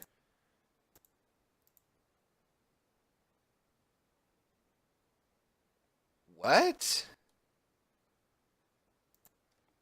Oh, that happened again. Seriously? What is up with that? Jeez. Okay. And we need to assign our in-game menu. We've already got our button assigned. That's good. We can collapse that. Are you all set up? Almost. I need to set these things up. Actually, we'll go ahead and zero that out. Let's see. Let's go ahead and lock this so that I can just drag these things on here. Okay. I don't really have one for custom, so for right now I'm just going to go ahead and duplicate this and call it custom, but it won't actually be custom. I guess I should make that an actual thing that I test real quick. Are you kidding me? Oh, right, you would have a... Right. Fair enough. Let me change these. So I'll give them all a width of 1200. Not 12,000, 1200, and a height of 60. Yeah, that should be good. Okay. Let's see. Custom. Let's go ahead and drag this back out here again. Hit F over here so we can see this, and then we're just going to change our label so that I can at least see that it's custom. That's not what the final one is going to look like, but it's what it's going to look like temporarily. Because we can't really customize its final look until we get the logic stuff working. Okay, so that is pretty much everything I think we need for that. Everything's set up. We've got our prefabs. We'll add our custom prefab in there. And you are good. Good. All right, let's go ahead, collapse you, apply your changes, disable you, hit save. One last thing, I do need to add my modal to my UI. Almost forgot. Resources, UI, add our modal. Modal prefabs, we have settings and game output. Ta-da. Alright, so we should be good. This will be very interesting, and if this works, I will be very happy. Hello, Dusted. Buenos dias. That is pretty much the extent of my Spanish. Which is kind of sad, because I took Spanish in high school. Only for 1 year, though. Or was it 2 years? I don't know. I didn't really care for it. I'm not a romantic language guy. I can't roll my R's, so it kind of makes it tough. And I also happen to hate guttural languages, too, so I'm really bad at things like Russian and German. German is so harsh. It sounds so angry all the time. Alright, let's go to game settings. Constants, endgame. Okay, we have nothing. That's good. We don't have anything set up yet. We're going to do add output. What the okay, great. That means that my generation is terrible.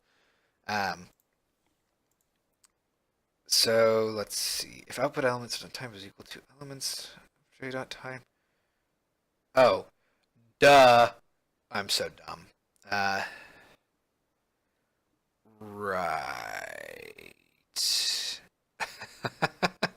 Okay, so I need to do this. I didn't account for what happens if I have no elements, because I was silly. If elements.count is greater than 0, we're going to do this. Otherwise, we're just going to pretty much do a free pass and just say this. Else. That. Very, very simple. I don't even know Spanish. I did take German for a year, and now I'm busy with Japanese. Ah, Nihongo! How are you doing on that?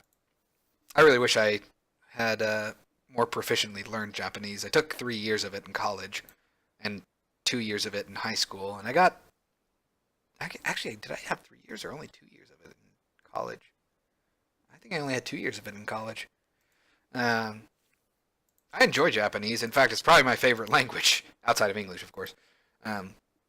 Just because it doesn't have silent letters, so you don't have to worry about letters that sneak up on you, except for maybe small tsus. And the way things sound is exactly how they're spelled. So if something is... let's see. What's a good example? Like kohi. It's the katakana word for coffee, which is actually a terrible one because that's a Western word that was just borrowed. But it's spelled exactly like it sounds. I really like C#. Hey, it's a language all the same. Well, I guess not all the same, but a language is a language. Let's go to author mode, create, Zork. Alright, game settings, end game, add output. Ah, see? That worked. Oh, that's interesting. We got cut off. Ah, crud. Yeah, that makes sense. I forgot to change one of those to be custom. That's my fault. Let's go ahead and say score, select. Nice, and it did disable these. Cool, so now we have output. I should not... Okay, that's good. I should not have scores as a possibility. I'm a little concerned as to why this is a little taller, but that's whatever. Let's go ahead and add time. We'll hit cancel so we don't get anything. Good, nothing happened. Time is still selected, which is probably not the best. We probably need this to be like the top all the time, but we will select score. Ah, right.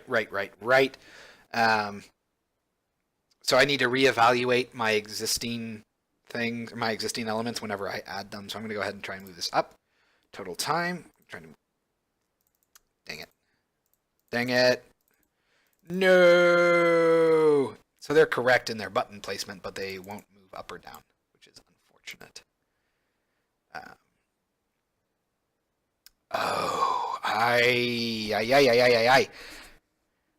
Crap. That complicates things, doesn't it? Their position in the list is different. Oh, that's so bad. That's really bad, actually. Actually, is it bad? Yeah, it's bad because their index gets set by that. Hmm. I just started with it recently, like a month or two, and now I only know a little bit, like the greetings and stuff. Well, as long as you know, what is it? Hajime mashite, doshite toire, or I guess deska if you want to be polite. So, hello, where is the toilet? That's all you need to know whenever you're traveling abroad. Actually, hajime mashite is actually not a good one. That's an introduction. If you want to just greet someone, I guess it would be casually Ohio, and otherwise, the stereotypical konnichiwa. Anyway, so yeah, that's not great, is it? Let's go ahead and open this up. Go to view container.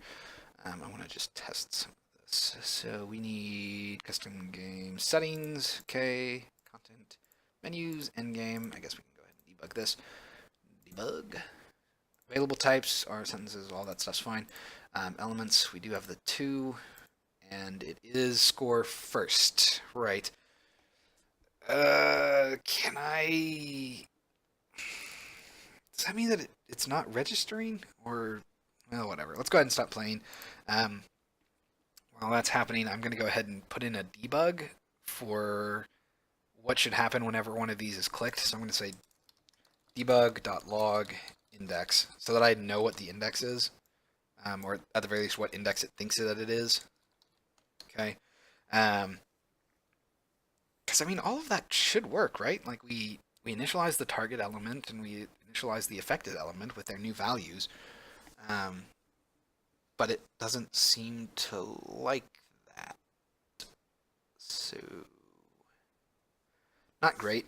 Not great at all. But it's also not throwing an error, which makes me think that it's going through, but it's passing the wrong element, which is kind of weird. I mean, I have this setting the index. Yeah. Weird. Weird, weird, weird. What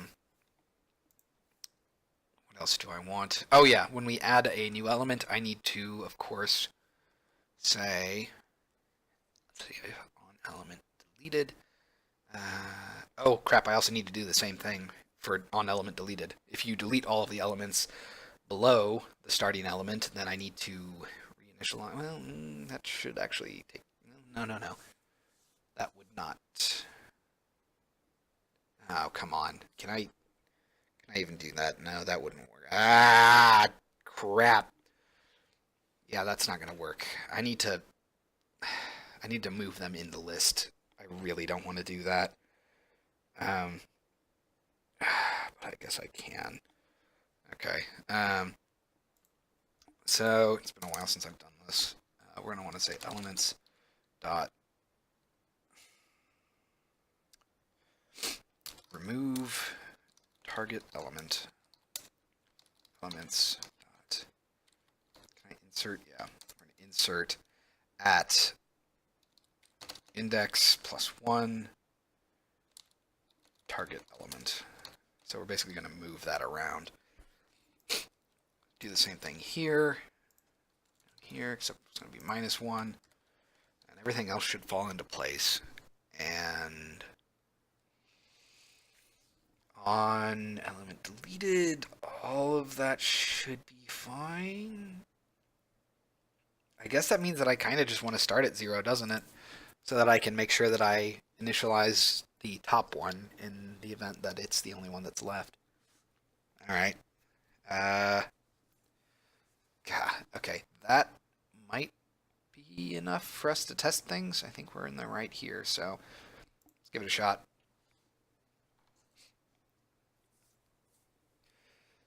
Well, if you started a month or two ago, how are you enjoying Japanese? Because depending on how you handle languages, it can be way more difficult or way easier. Like I said, I find it way easier because it's a much more straightforward language than something like French or Spanish. Especially because it doesn't have gendered pronouns. Oh, that makes things so much easier. Um, I really like that it doesn't have gendered pronouns. I hate gendered pronouns. They're so freaking annoying to try and format. Or suffixes. It's so nice not having those things. French is weird. Yeah, only because you have to soften the language every time you say something. All the letters just feel so much softer in romantic languages. Um, which I guess is the polar opposite of German and harsh languages like that. Everything sounds so much more guttural and angry. I actually used to joke in college, I guess I still do, is that you could say the most beautiful thing in German and it would still sound like you were swearing at someone. Because it's German. You can't make German sound nice.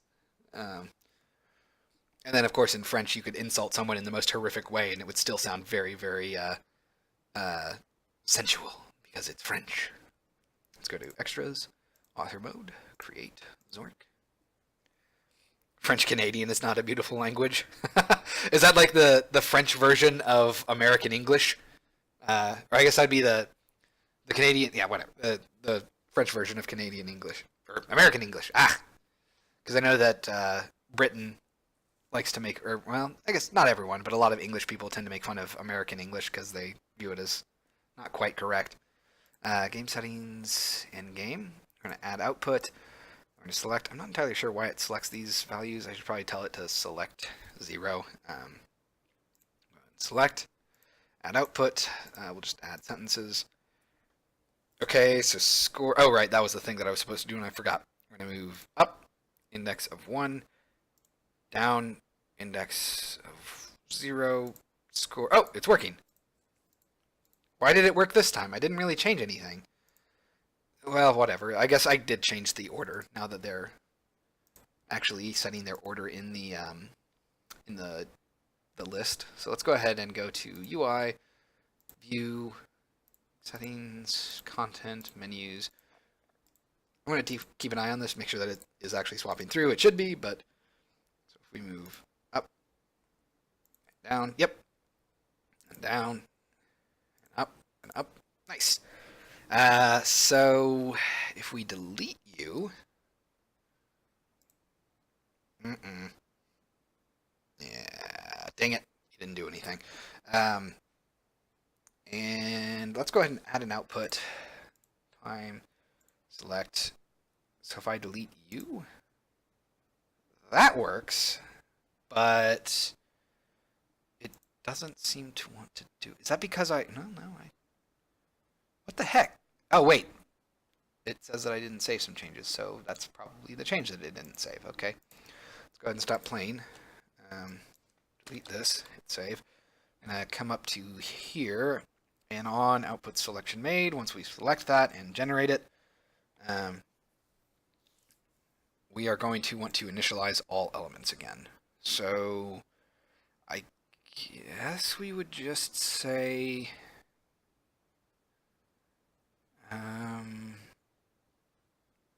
would it actually make sense for us to do that? So if we just cut out this part, and instead at the end did just this, for int I equals 0, I is less than elements dot count, I plus plus, just did elements of I dot initialize, and that would be I with elements dot count. That should work. And that should also be the exact same thing that happens here, so let's see what happens.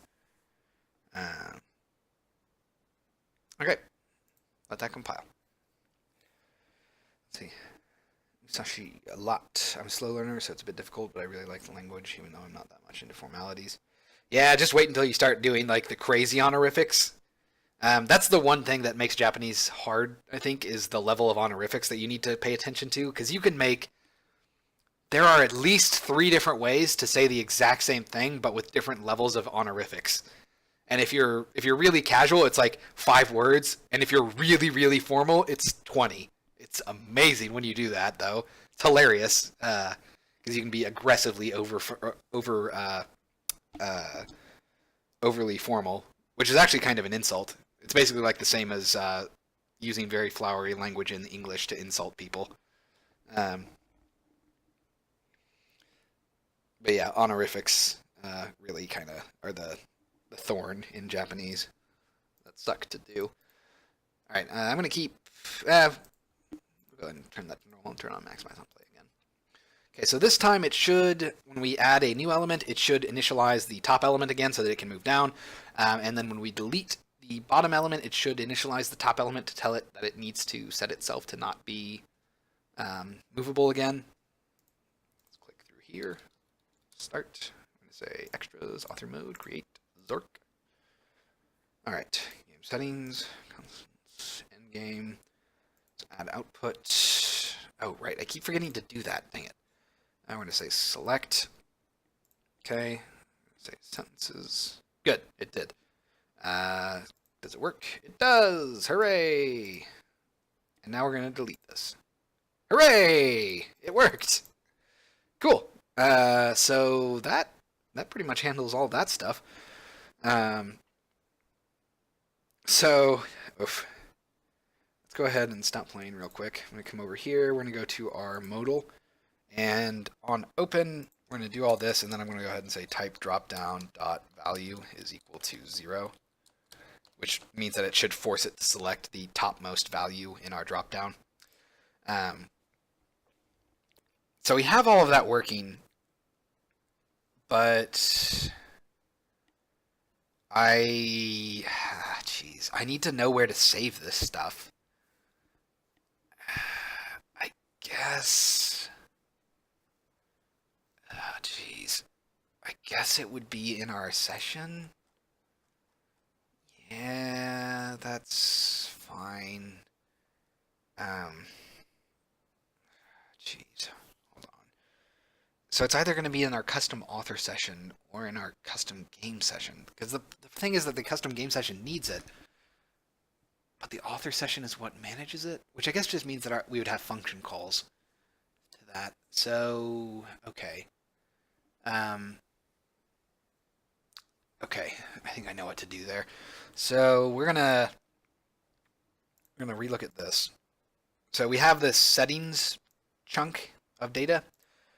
We are going to have, in addition to settings constants, we are going to have settings endgame outputs, and that is going to be basically a similar structure. We're going to have an array of objects, which will have an ID and not a value. Oh, that kind of sucks. Yeah, so most of them are just going to be an ID, but the logic needs to have logic, so they're still going to be objects, even though only logic ones really need to be objects. Go ahead and let that compile. Okay, so I guess that will be under custom game session, but well, let me think. God, that gets so complicated. That gets so complicated, especially because custom is going to have logic associated with it. So I can't just make like a list of IDs. I have to have a list of IDs and their effects or something. Jeez, what to do about that? Reloaded the page. Apparently I was not behind. Huh. Yeah, I think there's only a couple of seconds, honestly, of time delay when you're up to date. God, where can we save this stuff? And how do I want to load it in? Because I don't... this is not good.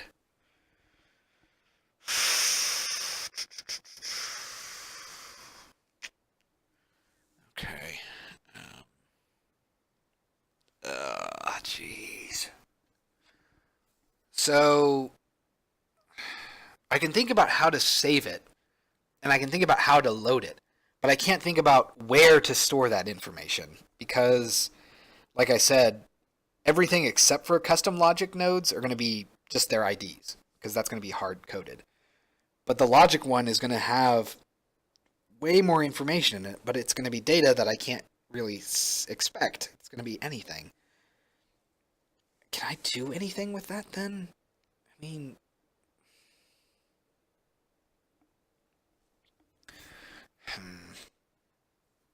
I don't know what to do about this. Um,